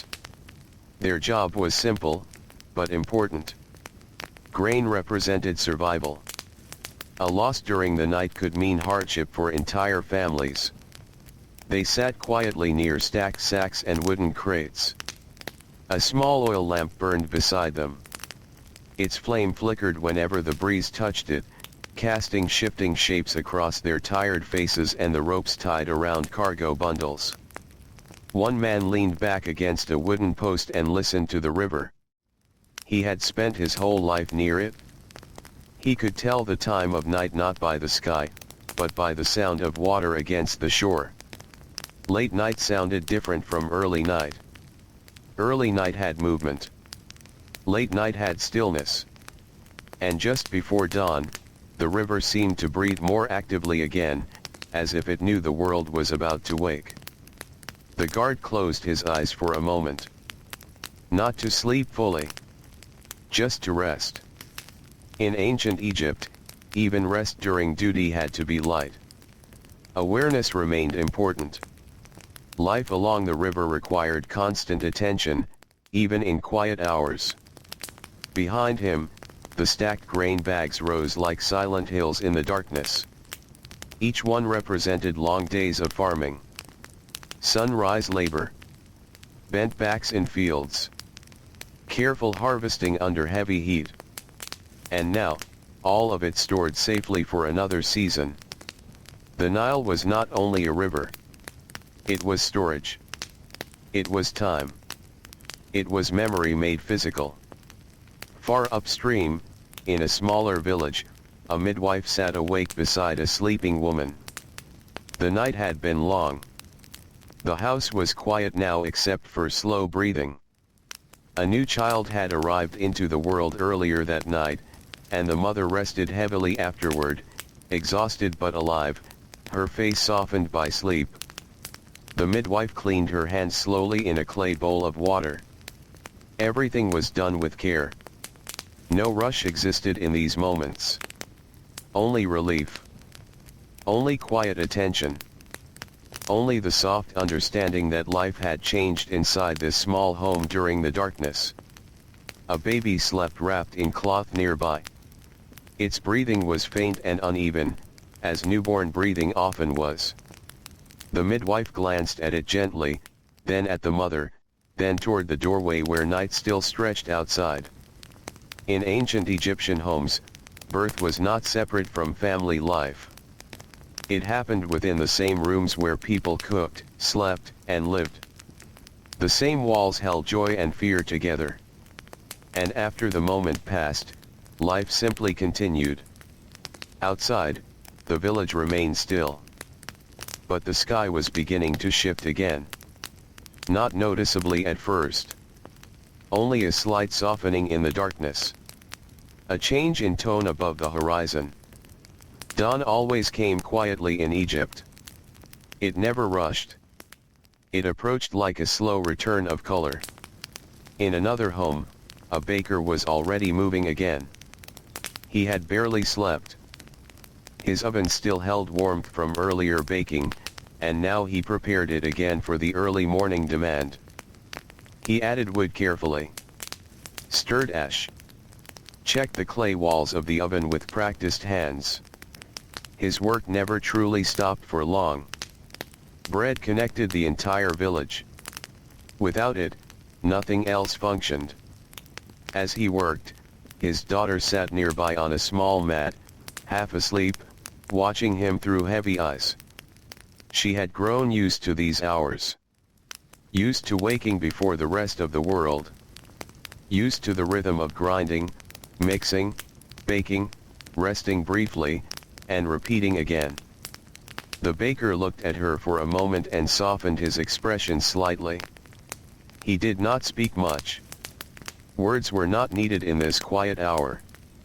The oven began to glow faintly inside as heat returned. The smell of dough soon filled the small room again, warm and familiar.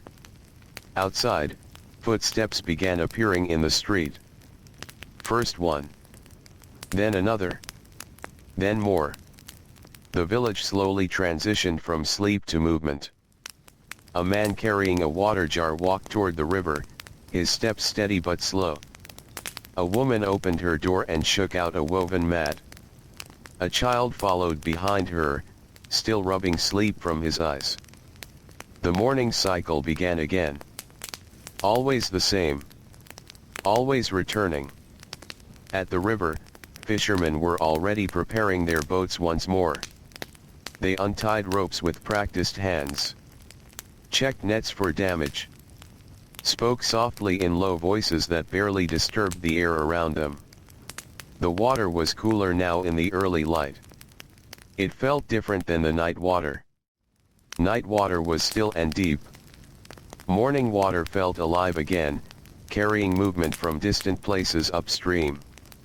A young boy sat in one of the boats, holding onto the side as the adults worked. He did not speak. He simply watched. The river would become his life, just as it had been for those before him. In the fields, farmers were already walking between rows of crops again. Some carried tools. Others carried baskets. The soil beneath their feet was cool and slightly damp from night air. Birds flew low across the fields searching for insects.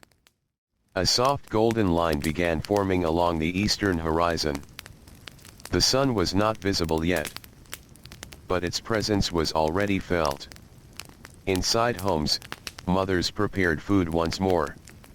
Grinding stones returned to their slow rhythm. Bread ovens warmed again.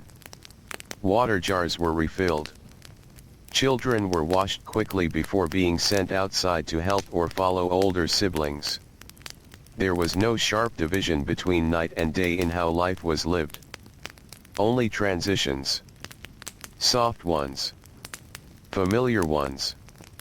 In the city, scribes were already sitting at their tables. Their reed pens touched papyrus again as records continued. Numbers. Lists. Orders. Records of grain and labor. Everything carefully written so that nothing would be lost or forgotten. A young apprentice rubbed his tired eyes as he copied symbols again and again. His teacher stood nearby, watching closely. The morning light slowly filled the room through narrow openings high in the walls. Dust floated through the beams of light like soft drifting particles. The apprentice focused again. Line by line. Symbol by symbol. Outside, the city grew louder as more people entered the streets. Donkeys carrying goods. Workers heading toward construction sites. Servants moving between houses. Merchants preparing stalls. And always, the river nearby, carrying boats that brought supplies from distant towns. By mid-morning, the heat would begin its steady rise again. But for now, everything remained gentle. The air still carried coolness from the night. Movement was easier. Breathing felt lighter. People worked with a kind of early calm that would slowly fade as the sun climbed higher. At a construction site outside the city, laborers were already lifting stones. Large blocks rested on wooden sleds pulled by teams of workers. The ground was prepared with water to reduce friction, making the heavy movement slightly easier. Men leaned forward together, pulling ropes in rhythm. Their voices rose softly in unison. Not shouting. Not celebrating. Just coordinating effort. Again and again. Step by step. stone by stone. In the distance, supervisors observed and recorded progress. Scribes stood nearby noting deliveries and labor counts. Everything required order. Everything required tracking. Even the movement of stone through heat and dust became part of written record. As the sun finally rose fully above the horizon, the entire landscape changed again. Light became stronger. Shadows shortened. Warmth spread across fields, rooftops, and roads.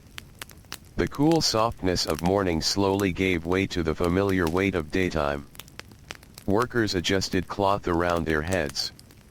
Animals slowed slightly. People drank more water. And the rhythm of labor shifted into the long middle hours of the day once more.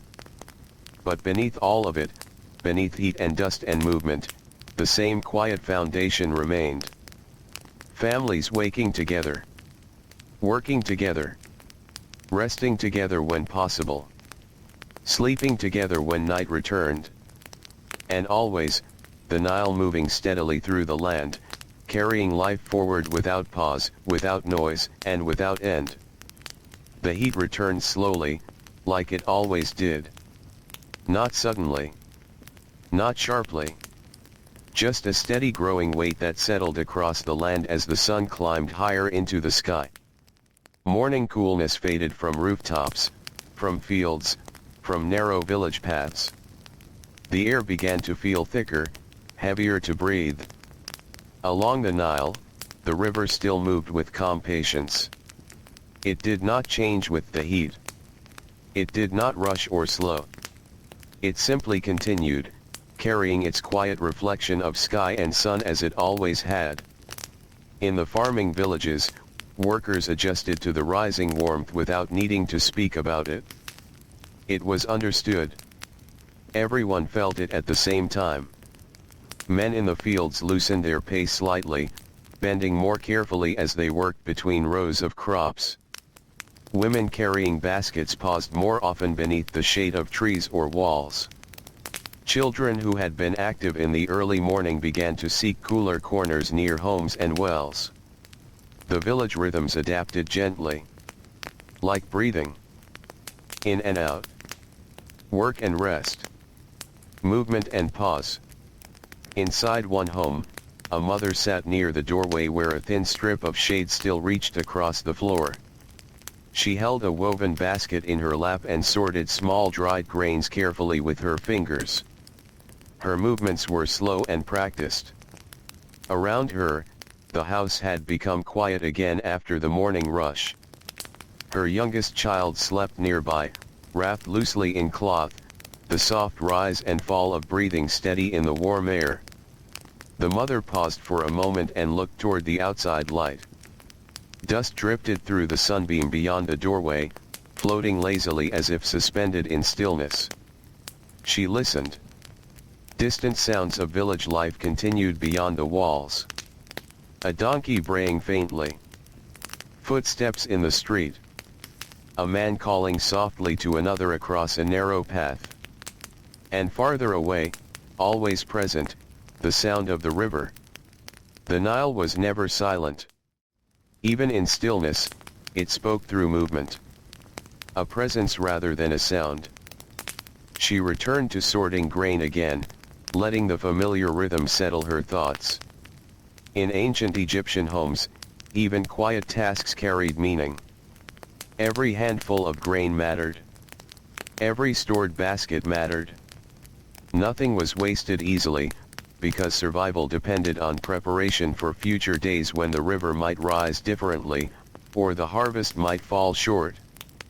Farther out in the fields, irrigation work continued despite the heat. Farmers stood beside narrow channels guiding water carefully through raised earth paths. The water moved slowly but steadily, dark and cool against the bright earth. It soaked into soil that would later feed entire families. A man knelt beside a channel and pressed his hand briefly into the damp ground.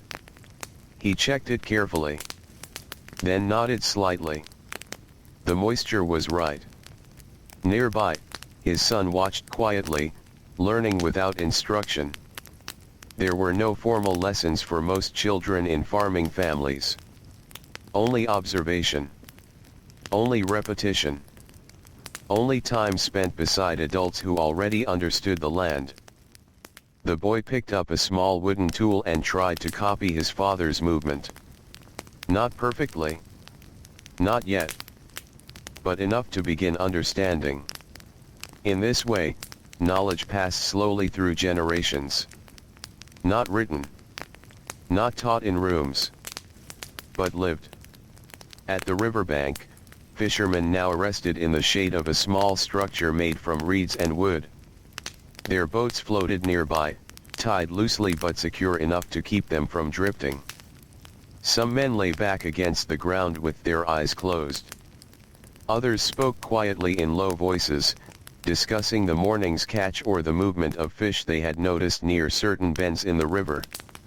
A young fisherman cleaned his nets carefully, removing tangled debris and smoothing knots with patient hands.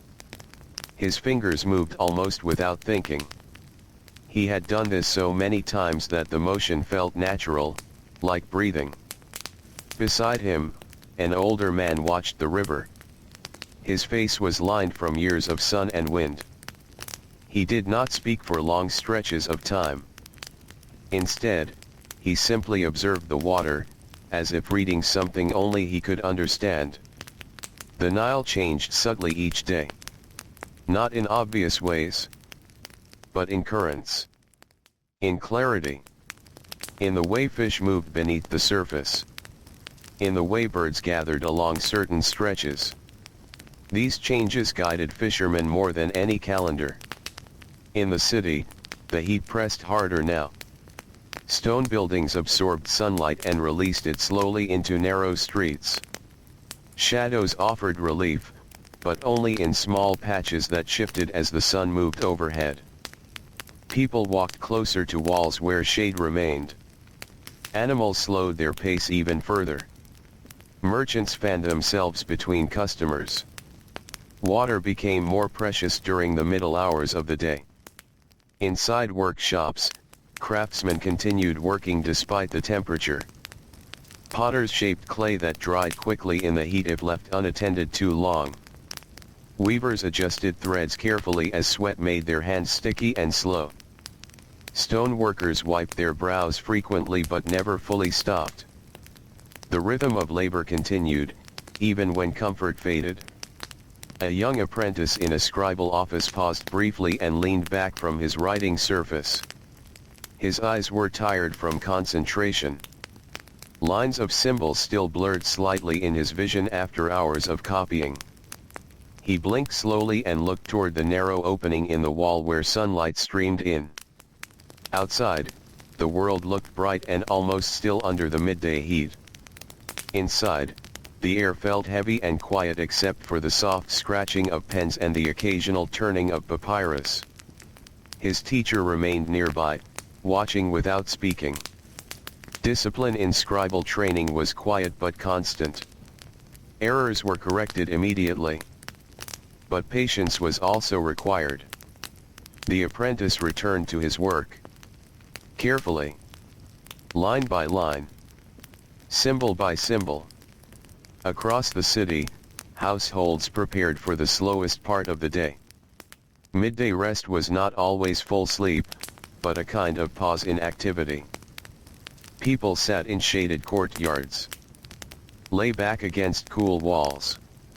Drank water or watered beer in small amounts. Allowed the body to recover from earlier labor. Even animals found shade wherever possible. Goats gathered beneath trees. Dogs lay stretched out near doorways. Birds perched motionless in shaded branches. Everything seemed to reduce movement as heat reached its peak.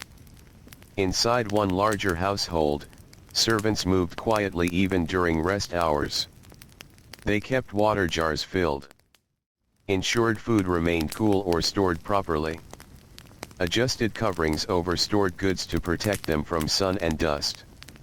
Their work continued steadily, though with less physical strain than field labor. A young servant girl paused briefly in a shaded corridor and listened to the distant sound of a child laughing somewhere deeper inside the house. It was a soft sound. Brief. Then gone again. She continued walking with a clay jar balanced carefully in both hands.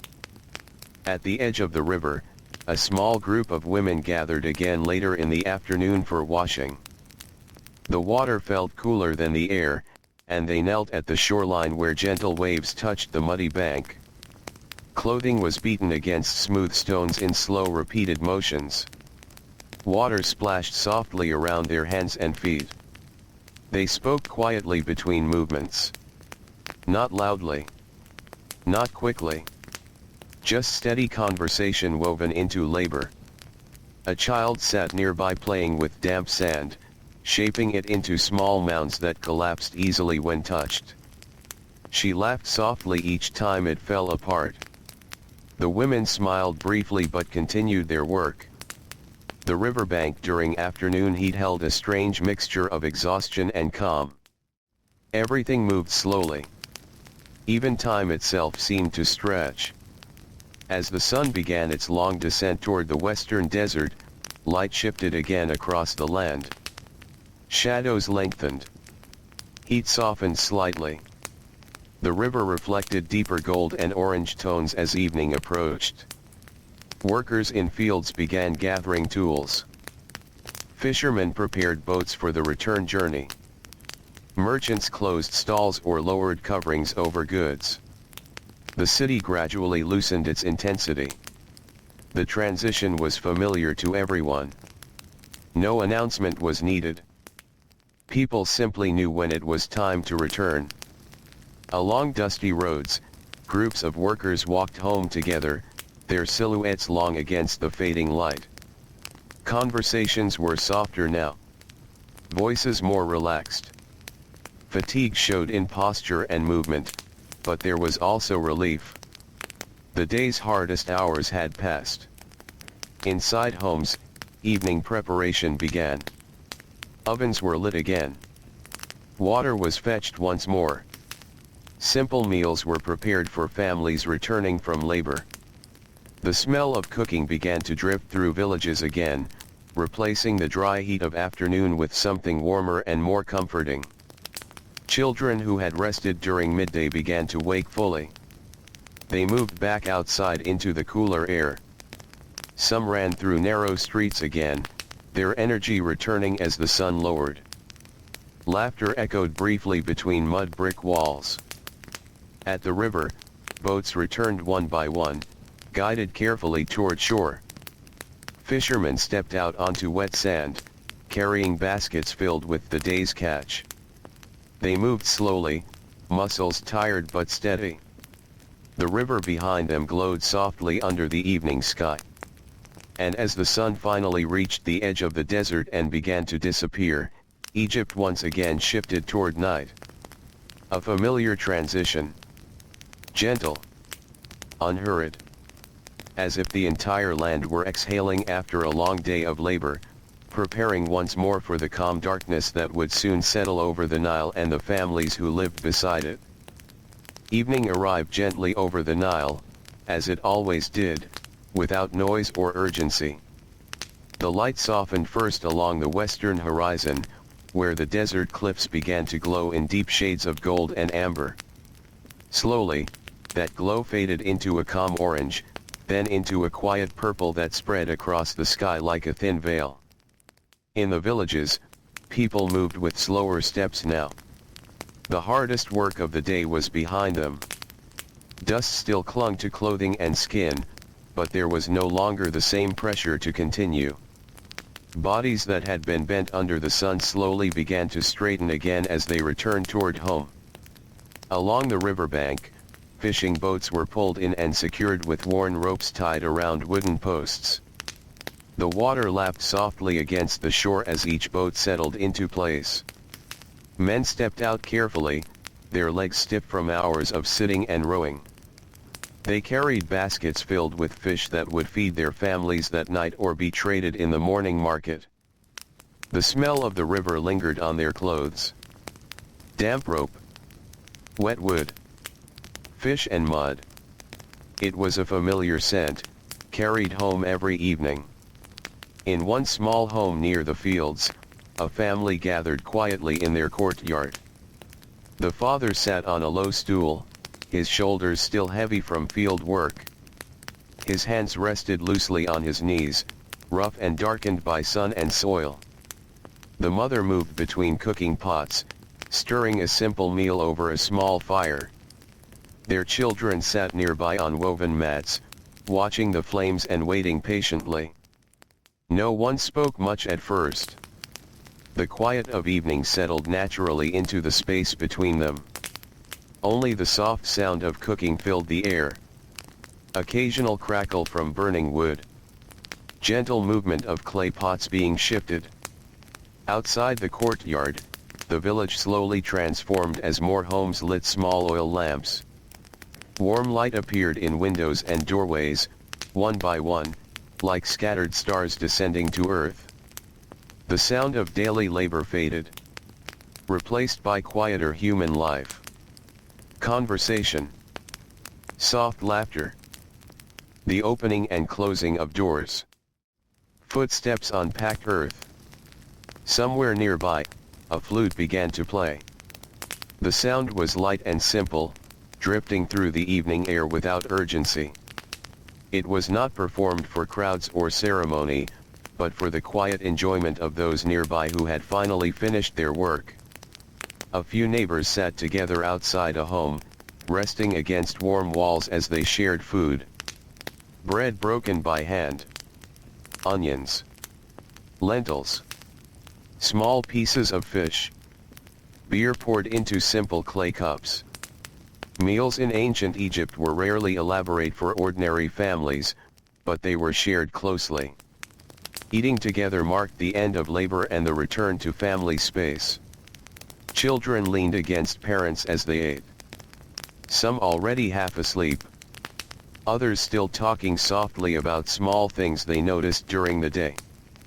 A bird near the fields. A fish caught in the river. A broken tool that needed repair. Simple observations formed the language of everyday life. Inside homes, oil lamps flickered steadily as night deepened. The flames were small, but they changed everything. They turned mud brick walls into warm glowing surfaces. They made shadows move gently across floors and ceilings. They gave each home a feeling of enclosed comfort against the dark outside world. In one house, an older woman sat near the lamp spinning linen thread slowly between her fingers. Her movements were patient and repetitive. She had done this work for most of her life. The thread grew gradually longer as she worked, forming the basis for cloth that would later become clothing, blankets, or storage wrappings. Beside her, a young girl watched carefully, learning without words. The rhythm of the spinning wheel. The tension of thread. The careful balance of hands. Knowledge passed through silence as much as speech. Outside, the night had fully arrived. The sky above Egypt was deep and clear. Stars spread across it in countless points of light. The Nile reflected them in broken patterns that shifted gently with every movement of water. Along the river, a few night boats still moved slowly in the distance. Their lanterns appeared as small drifting lights sliding across the dark surface. They carried goods or people between towns that depended on travel even after sunset. But most activity had now ended. The land had settled into its nighttime rhythm. In farming villages, animals were secured inside pens or small enclosures. Goats rested close together for warmth and safety. Donkeys stood quietly, no longer carrying loads. Even the sounds of insects and night birds became part of the background of sleep. Inside homes, families began preparing for rest. Sleeping mats were adjusted. Children were covered more carefully. Water jars were placed within reach for the night. A final check of doors and openings was made, not out of fear, but habit. Life in ancient Egypt was close to nature. So people remained aware of the outside world even during sleep. In one home near the river, a father stepped briefly outside before lying down. He stood for a moment under the open sky. The air was cooler now. He could feel it on his skin after the long heat of the day. He looked toward the river. It was calm again, reflecting only stars and faint movement. He breathed slowly, then returned inside, lying down beside his family. Sleep came gradually, not instantly. But like everything else in this world, it arrived in its own time. In the larger city, temple activity continued quietly through the night. Priests maintained small rituals by lamplight, tending to sacred spaces that remained active even when most of the city slept. Incense burned softly in enclosed chambers. Stone corridors held cool air from the evening. Footsteps echoed gently through empty halls. These spaces felt separate from ordinary life, yet still connected to it through belief and tradition. Outside the temples, the city remained mostly still. Only a few lamps remained visible in upper windows. Occasional movement in narrow alleys. Then stillness again. Deeper into the night, the river itself became almost entirely quiet in appearance, though never truly motionless. Water continued flowing beneath the surface darkness, carrying life from south to north, from distant regions into the heart of the land. In that movement, families were connected. Villages were connected. Workplaces, homes, fields, and cities all linked through the same slow current. Time in ancient Egypt did not feel divided into sharp pieces. It felt continuous, like the river itself. One day blending into the next. One generation passing into another. In a small home on the edge of a farming settlement, a child turned slightly in sleep and settled deeper into the mat beneath him. The night wind passed softly through a small opening in the wall. It touched his face briefly, then moved on. Around him, his family rested in silence. The sounds of breathing. The faint crackle of cooling ash from a distant fire. The river beyond the village flowing endlessly through darkness. And above everything, the wide ancient sky holding steady over all living things. The land remained in this quiet state for a long while. As if the world itself had paused between breaths. Waiting gently for morning to return once again. The deepest part of the night in ancient Egypt carried a stillness that felt almost complete. Not empty. Not silent in a strict way. But softened, as if every sound had been wrapped in cloth and set gently aside. Along the Nile, the water continued its slow movement through darkness. It touched the riverbanks with patient rhythm, slipping past reeds and wooden posts tied to small fishing boats. A few distant lanterns still drifted on the water, moving quietly between villages that remained connected even in sleep. Inside homes, families rested closely together. Warmth from bodies, from walls, from fading cooking fires still lingered in the enclosed spaces. The air inside mud brick houses felt slightly heavier than outside, but also safer. Familiar. Enclosed by walls that held out the desert night. A mother shifted slightly in her sleep and pulled her child closer. The child made a small sound and then settled again. In another corner of the same home, an older man lay awake for a moment longer, listening to the faint rhythm of the night outside. He had lived many seasons beside the river.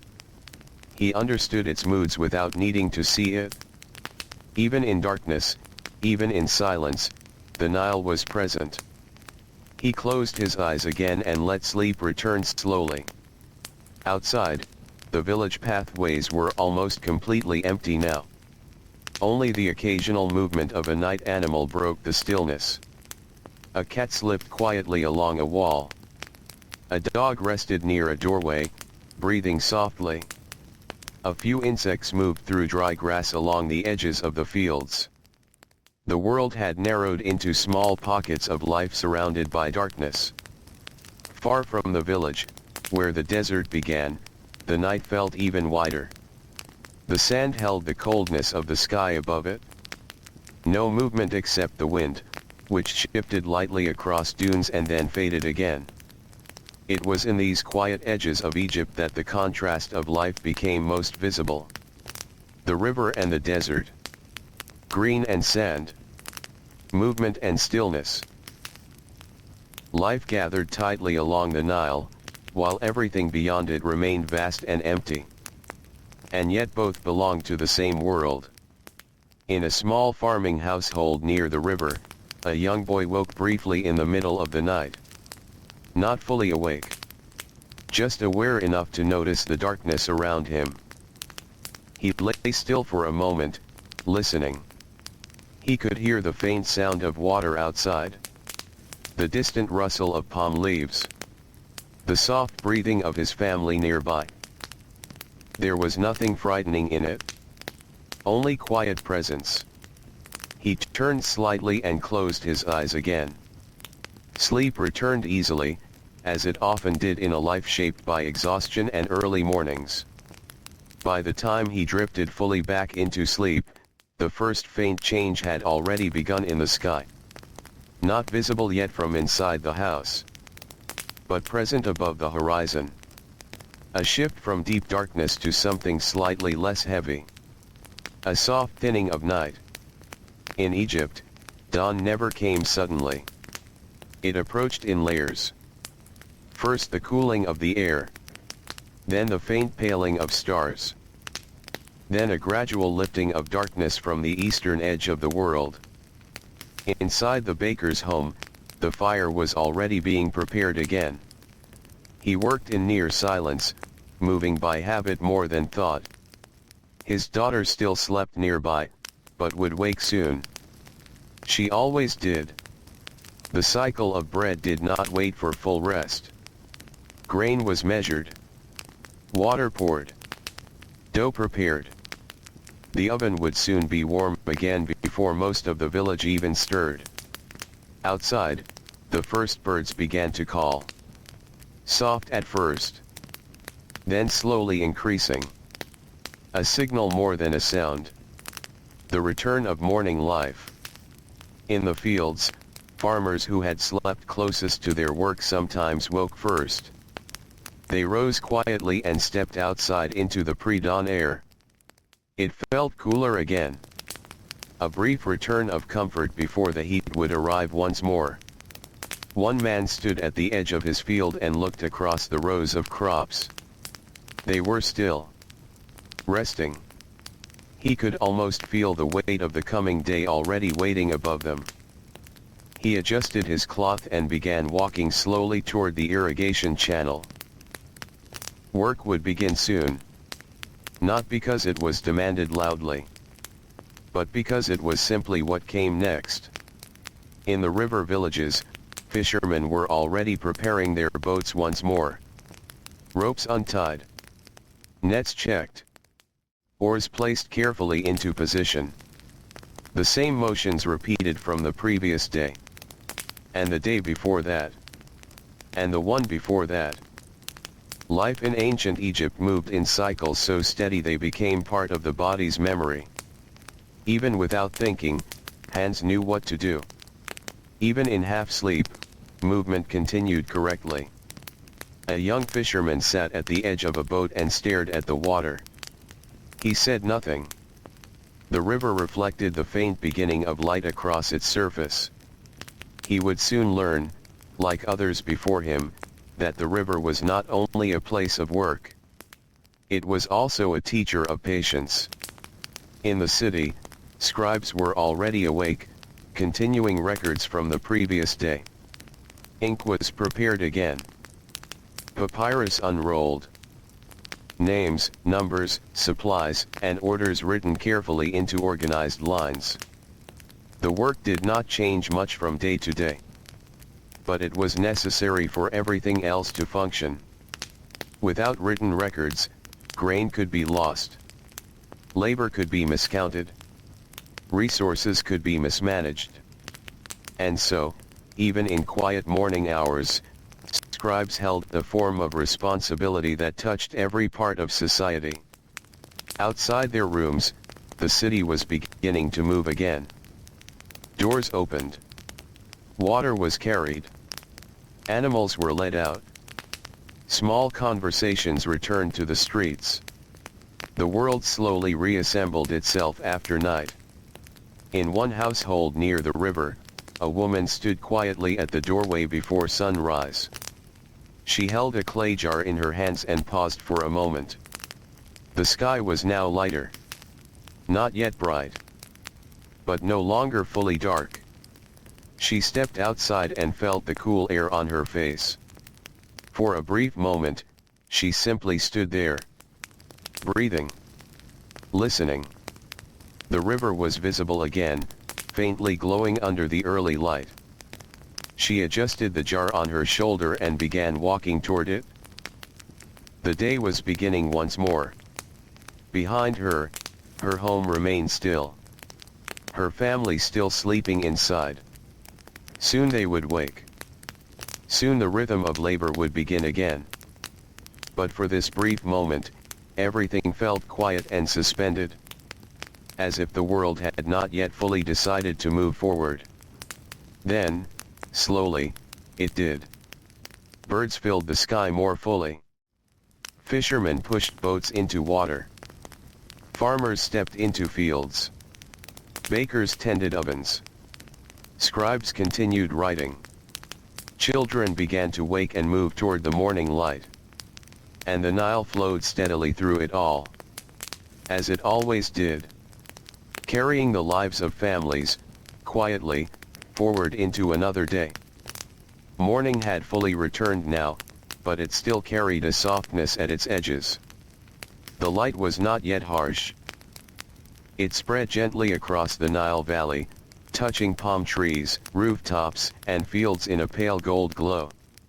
Shadows were still long and thin, stretching quietly across the ground before the sun climbed higher. In the villages, life had already settled into motion again. Not rushed. Not loud. Just steady. Familiar. The same rhythm that had shaped every household for as long as anyone could remember. Inside mud brick homes, sleeping mats were rolled and set aside. Ash from small fires was cleaned from cooking areas. Water jars were refilled from the river or nearby wells. Bread from the early ovens was placed in baskets, ready to be shared through the day. Children were among the first to move freely again. They stepped outside barefoot, still carrying traces of sleep in their eyes, and immediately began to follow the patterns of daily life they had learned since early childhood. Some carried small containers toward water sources.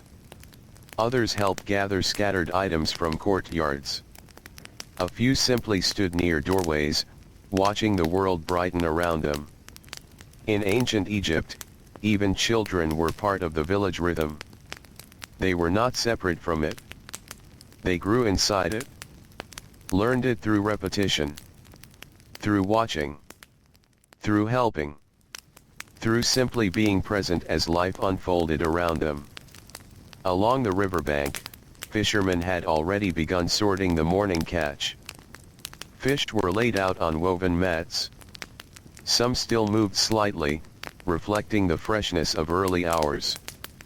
Baskets were filled for trade in nearby markets, while others were set aside for drying in the sun. The smell of river water and fish hung in the air, mixing with the earthy scent of damp sand.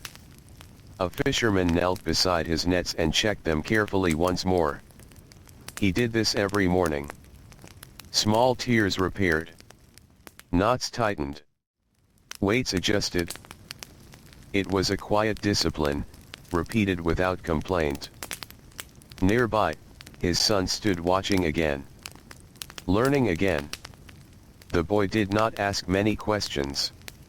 He simply observed. In time, his hands would learn the same movements. In time, his life would follow the same current.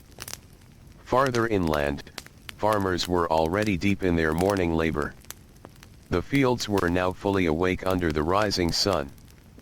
Green crops swayed slightly in a light breeze coming from the river.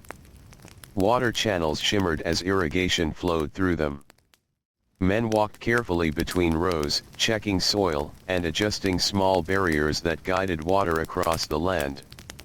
The work was constant, but it was not chaotic. It followed the land's natural rhythm. Step, pause, adjust, continue.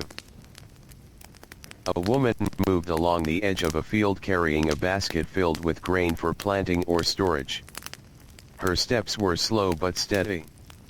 She stopped occasionally to brush dust from her clothing or to shift the weight of the basket on her shoulder. Far in the distance, other workers could be seen moving like small figures across the wide green fields, each one part of a larger pattern of labor that stretched along the Nile for miles. Above them, the sun continued to rise. The heat would come fully later. But for now, the air still held a trace of morning coolness that made movement easier. In the city, markets had begun to open. Stalls were set up beneath woven coverings. Pottery, cloth, food, and tools were arranged carefully for display. Merchants greeted early customers with calm voices. Transactions were slow and deliberate. Nothing moved quickly unless it needed to. A man carrying grain paused at one stall and spoke for a long time before agreeing on a trade. A woman inspected baskets carefully before choosing what she needed. A child stood nearby holding a small bundle of goods, waiting patiently beside an adult. The marketplace was not only a place of exchange. It was also a place of meeting, of conversation, of information moving from one part of the region to another. News of harvests, river conditions, family events, work opportunities. Everything passed through these spaces quietly, without written announcements or formal systems. Just voices, and memory, and repetition. In a scribal office nearby, records from the previous day were being reviewed and continued. Scrolls were unrolled across low wooden tables. Ink was prepared again in small stone containers. The scratch of reed pens filled the quiet room in steady rhythm. A young scribe sat with his back slightly bent, carefully copying symbols onto papyrus. His hand moved slowly but more confidently than before. He had practiced for many seasons now. And still, the work required focus every time. Mistakes could not be left uncorrected. In this space, precision was part of daily life. Outside, the city grew warmer as the sun rose higher. Shadows shrank. Light became stronger. People adjusted their pace again, as they always did. Work did not stop. It only changed shape. In the early afternoon, activity moved into shaded areas whenever possible. Under trees. Along walls. Inside buildings with thick mud brick protection from direct sunlight. Labor continued, but in quieter forms. Inside one household courtyard, a group of women worked together preparing food for the later hours of the day. Grain was ground. Vegetables were cleaned. Water was poured carefully into clay pots for cooking. They spoke occasionally, but not loudly. The heat discouraged unnecessary movement or effort. A child played nearby in the shade, shaping damp sand into small forms that collapsed easily under their own weight. Each time it fell, the child tried again. And laughed softly. Not loudly. Just enough to show simple joy within the stillness of midday. In another part of the village, a man repaired a broken tool beneath the shade of a wall. His hands moved slowly, carefully wrapping fiber around a handle that had begun to split. He tested it gently before setting it aside to finish drying. Nothing was wasted easily. Everything was repaired if possible. Objects carried value because labor had gone into them. Hours of human effort. Hours of sun and dust. Hours of repetition. As the day continued, the rhythm of Egypt remained steady and unbroken. Work. Rest. Heat. Shade. Movement. Pause. And always, beneath it all, the presence of the Nile. Unchanging. Quiet. Constant. Carrying life through the land like a slow, endless memory. By late afternoon, the light began to soften again. Not yet evening, but the beginning of its approach. People started to gather tools. Boats were readied along the river banks. Markets began to quiet. Work in the fields slowed as workers prepared to return home. The cycle was already turning again. Always turning. As it had the day before. And the day before that. And as it would continue long after this single day had passed. Inside homes, evening fires would soon be lit once more. Meals prepared. Families gathered. And the soft calm of night would eventually return to cover the land again. But for now, Egypt remained in the gentle middle of its day. Alive with labor. Held together by routine. And shaped, always, by the steady flow of the river that touched every home, every field, and every quiet sleeping place along its long ancient path. The late afternoon light in Egypt had a quieter feeling than the rest of the day. It did not shine with the sharp strength of midday. It softened instead, stretching longer across the land, turning everything into warm shades of gold and fading orange. Shadows began to grow again, slowly returning to the ground after being almost erased by the harsh sun. Along the Nile, the river reflected this change gently. The water looked less bright now, more calm, more settled. Small ripples moved across its surface as boats drifted or were pulled toward shore. The sound of water against wood and mud was soft and familiar, like a steady breath that never stopped. In the fields, the rhythm of work began to slow. Not because the labor was finished, but because the day itself was shifting. Farmers straightened their backs more often now, looking toward the changing sky. Tools were lifted less quickly. Movements became more deliberate, conserving strength for the walk home that would soon begin. A man wiped dust from his forehead with the edge of his cloth and stood still for a moment. He looked across the green fields that had filled his entire day. Rows of crops moving slightly in the wind. Narrow irrigation channels reflecting the sky. Distant figures still working near the far edges of the land. He breathed slowly. The hardest part of the day was ending. Nearby, his son carried a small bundle of harvested plants, walking carefully along a narrow path between fields. The boy's steps were slower now, tired in a quiet way that came after long hours of movement. But he did not complain. This was normal. This was expected. This was life. At the riverbank, fishermen were finishing their final tasks of the afternoon. Nets were lifted from the water. Ropes were gathered and coiled. Boats were checked and secured for the night. The smell of wet wood and fish hung in the air, mixing with the cooler breeze rising from the water. A fisherman sat for a moment on the edge of his boat before standing again. His hands were tired. His shoulders ached. But his expression remained calm. He had lived many days like this. And many more would come. Beside him, a younger worker rinsed his hands in the river and watched the current move past. The water felt cooler now than it had in the heat of the afternoon. It always did at this hour. A kind of gentle return. In the nearby village, movement slowly shifted toward home. People walked along dusty roads carrying tools, baskets, or bundles of goods gathered during the day. Conversation returned in softer tones. Not the busy speech of markets or work sites, but the quieter talk of people leaving labor behind.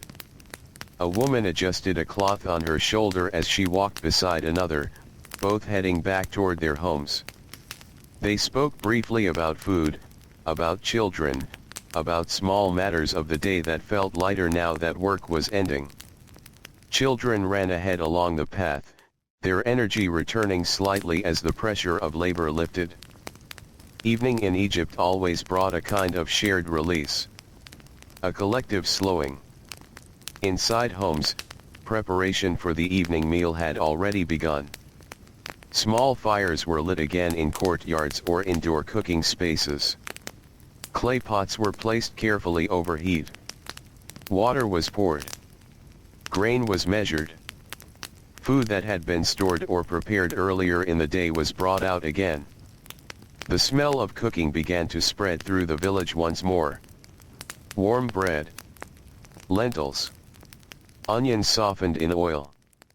Sometimes fish from the river, prepared simply and shared among family members. The rhythm of eating was calm and familiar. Families gathered in small groups, sitting on mats or low stools. There was no rush. Only the steady comfort of shared food after long hours of work.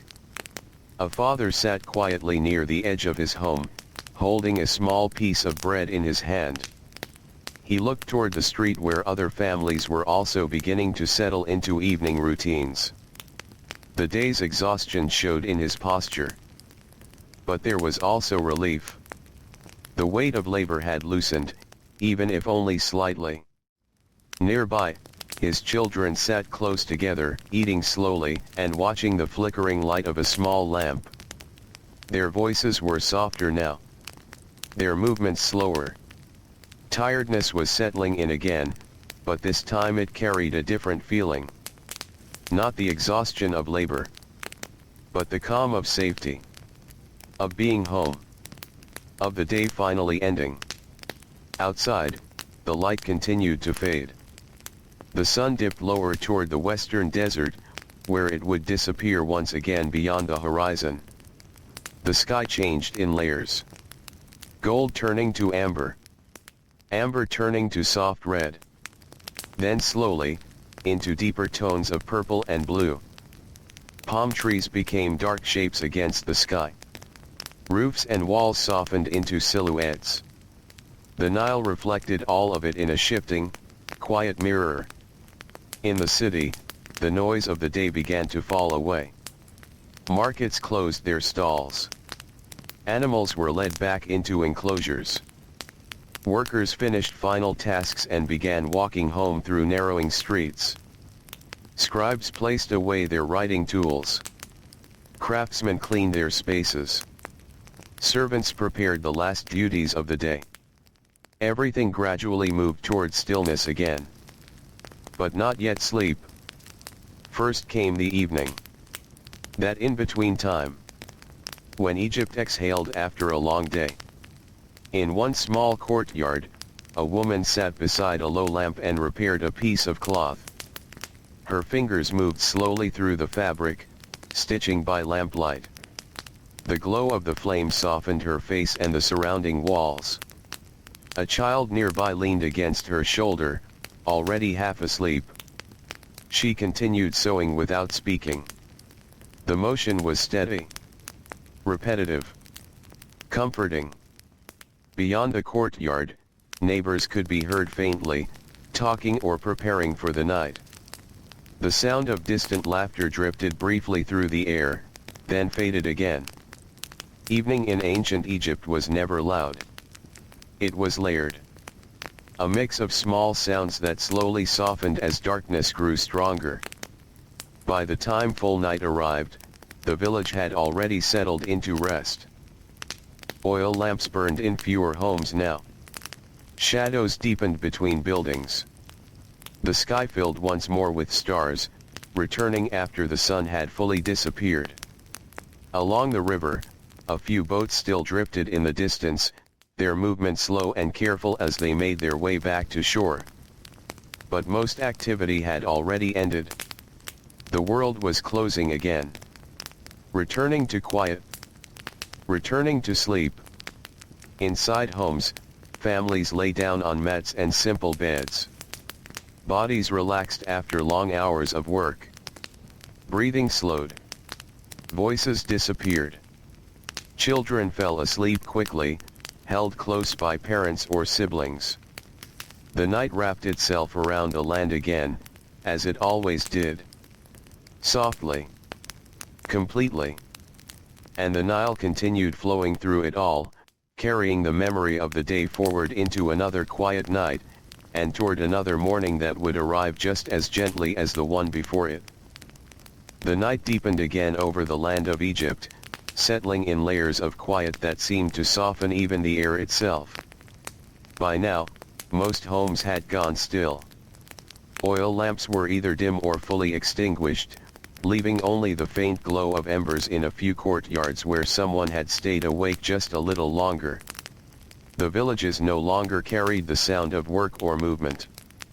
Only the distant presence of the river remained, flowing steadily through the darkness like a quiet reminder that life never fully stopped here. Inside the homes, families slept closely together. The heat of the day had finally faded from the mud brick walls, leaving behind a cooler stillness that made rest easier.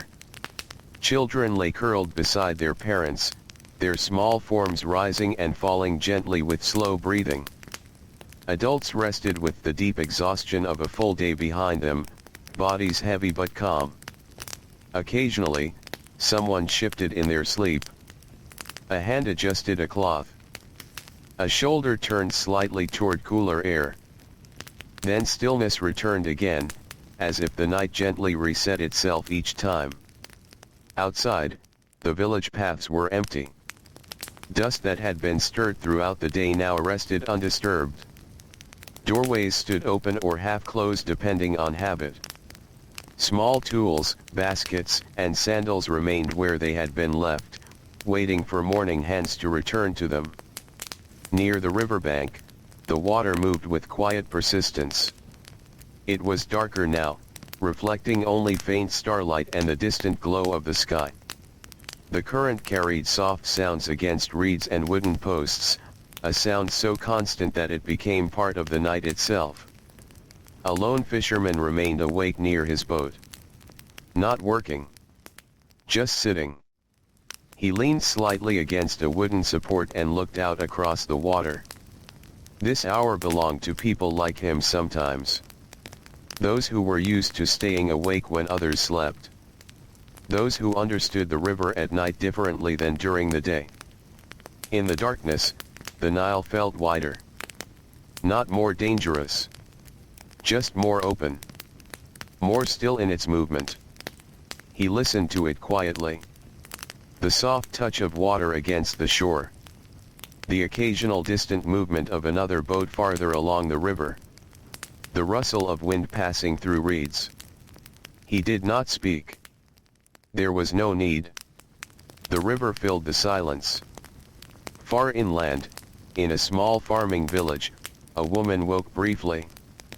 Not fully awake. Only enough to become aware of the night around her. She sat up slowly on her mat, careful not to disturb the child sleeping beside her. The room was dim, lit only by faint light slipping through a small opening in the wall. She listened. Everything was calm. The steady breathing of her family. The faint sound of insects outside. The distant movement of water in irrigation channels. She reached for a clay jar and took a small sip of water. Then she lay back down again. Sleep returned easily. In ancient Egypt, the night often felt like this. Broken into small moments of awareness and return. Not a single uninterrupted silence, but a gentle rhythm between waking and resting. Across the land, the same pattern continued. In cities, a few guards remained at gates or storage areas, watching over supplies and entrances.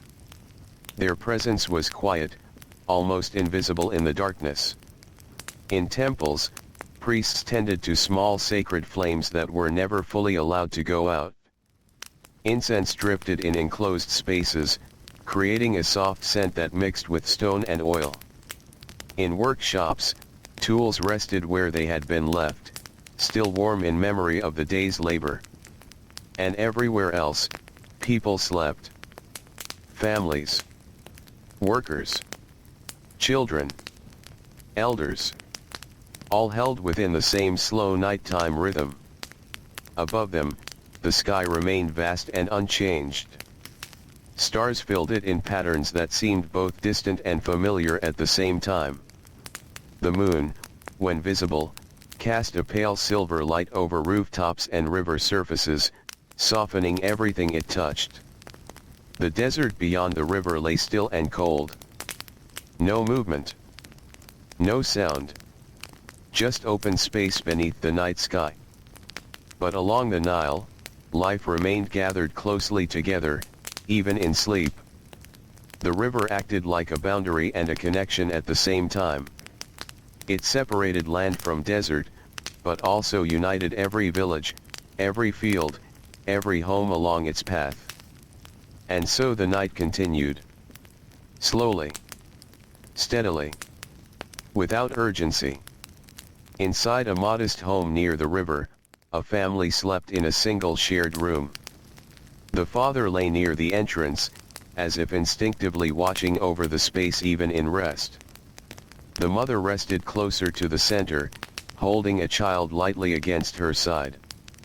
Another child slept near their feet, wrapped in a thin cloth. The air inside was calm. Warm but not heavy. The sounds of breathing blended softly together. Outside, a faint breeze passed through the village, moving gently across rooftops and palm leaves. It stirred nothing sharply. It only reminded the land that it was alive even in stillness.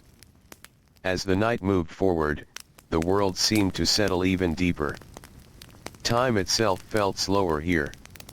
Hours passed without urgency. Moments stretched gently into one another. The river kept flowing. The stars kept their quiet positions. And the people of Egypt remained in rest, carried by exhaustion and routine into the same familiar pattern that had shaped their lives for generations. Eventually, somewhere far in the eastern sky, the faintest hint of change began again. Not yet dawn. Only the suggestion of it. A slight thinning of darkness at the edge of the horizon. A softness that would eventually become morning. But for now, the world still rested, held in the quiet space between one day and the next. And the Nile continued its steady path through the sleeping land, patient and unchanged, as it had always been. The night over Egypt slowly begins to soften, as if the world itself is exhaling after a long and gentle breath. The river continues to move, but even its sound feels quieter now. The surface carries faint traces of starlight, broken and drifting, until they begin to fade into the first pale shift of morning. The desert remains still in the distance, holding its cold silence a little longer, as though reluctant to release the night. Inside the villages, people remain asleep. Families rest in the same quiet positions they settled into hours ago. Children tucked close to parents. Hands relaxed. Faces softened by deep, undisturbed sleep. The exhaustion of the day has settled fully into their bodies now, and there is no need to move or wake just yet. A few early birds call somewhere near the riverbanks. Soft sounds that do not disturb, only remind. The sky begins to change in the smallest way. Not bright yet. Not awake. Just lighter. A gentle return of color at the edge of the horizon, where night and morning meet without resistance. The stars slowly lose their sharpness, becoming softer points of light before fading one by one. Along the river, the last traces of night activity come to rest. A boat tied near the shore shifts slightly with the current, then becomes still again. A guard who remained awake through the night lowers his gaze, now no longer needing to watch so closely. Even the wind feels calmer, as if it understands the transition happening across the land. Inside the homes, nothing is rushed. Sleep holds everyone a little longer. There is no urgency in this moment. Only quiet. Only continuation. Only the steady presence of life resting beside the Nile, held safely between yesterday and what will soon become another day. The first light finally begins to rise more clearly over the eastern edge of the sky. Very slowly. Very gently. It touches the tops of palm trees first. Then the rooftops. Then the river itself. And as it spreads, the darkness does not leave abruptly. It simply loosens its hold, retreating in soft layers until the land is once again held in early morning light. The Nile remains the same. Patient. Endless. Carrying everything forward without effort. And the villages begin, once again, to wait for waking. In that quiet space, between sleep and morning, everything feels still. Soft. Calm. And deeply at rest. Until the next breath of the day arrives.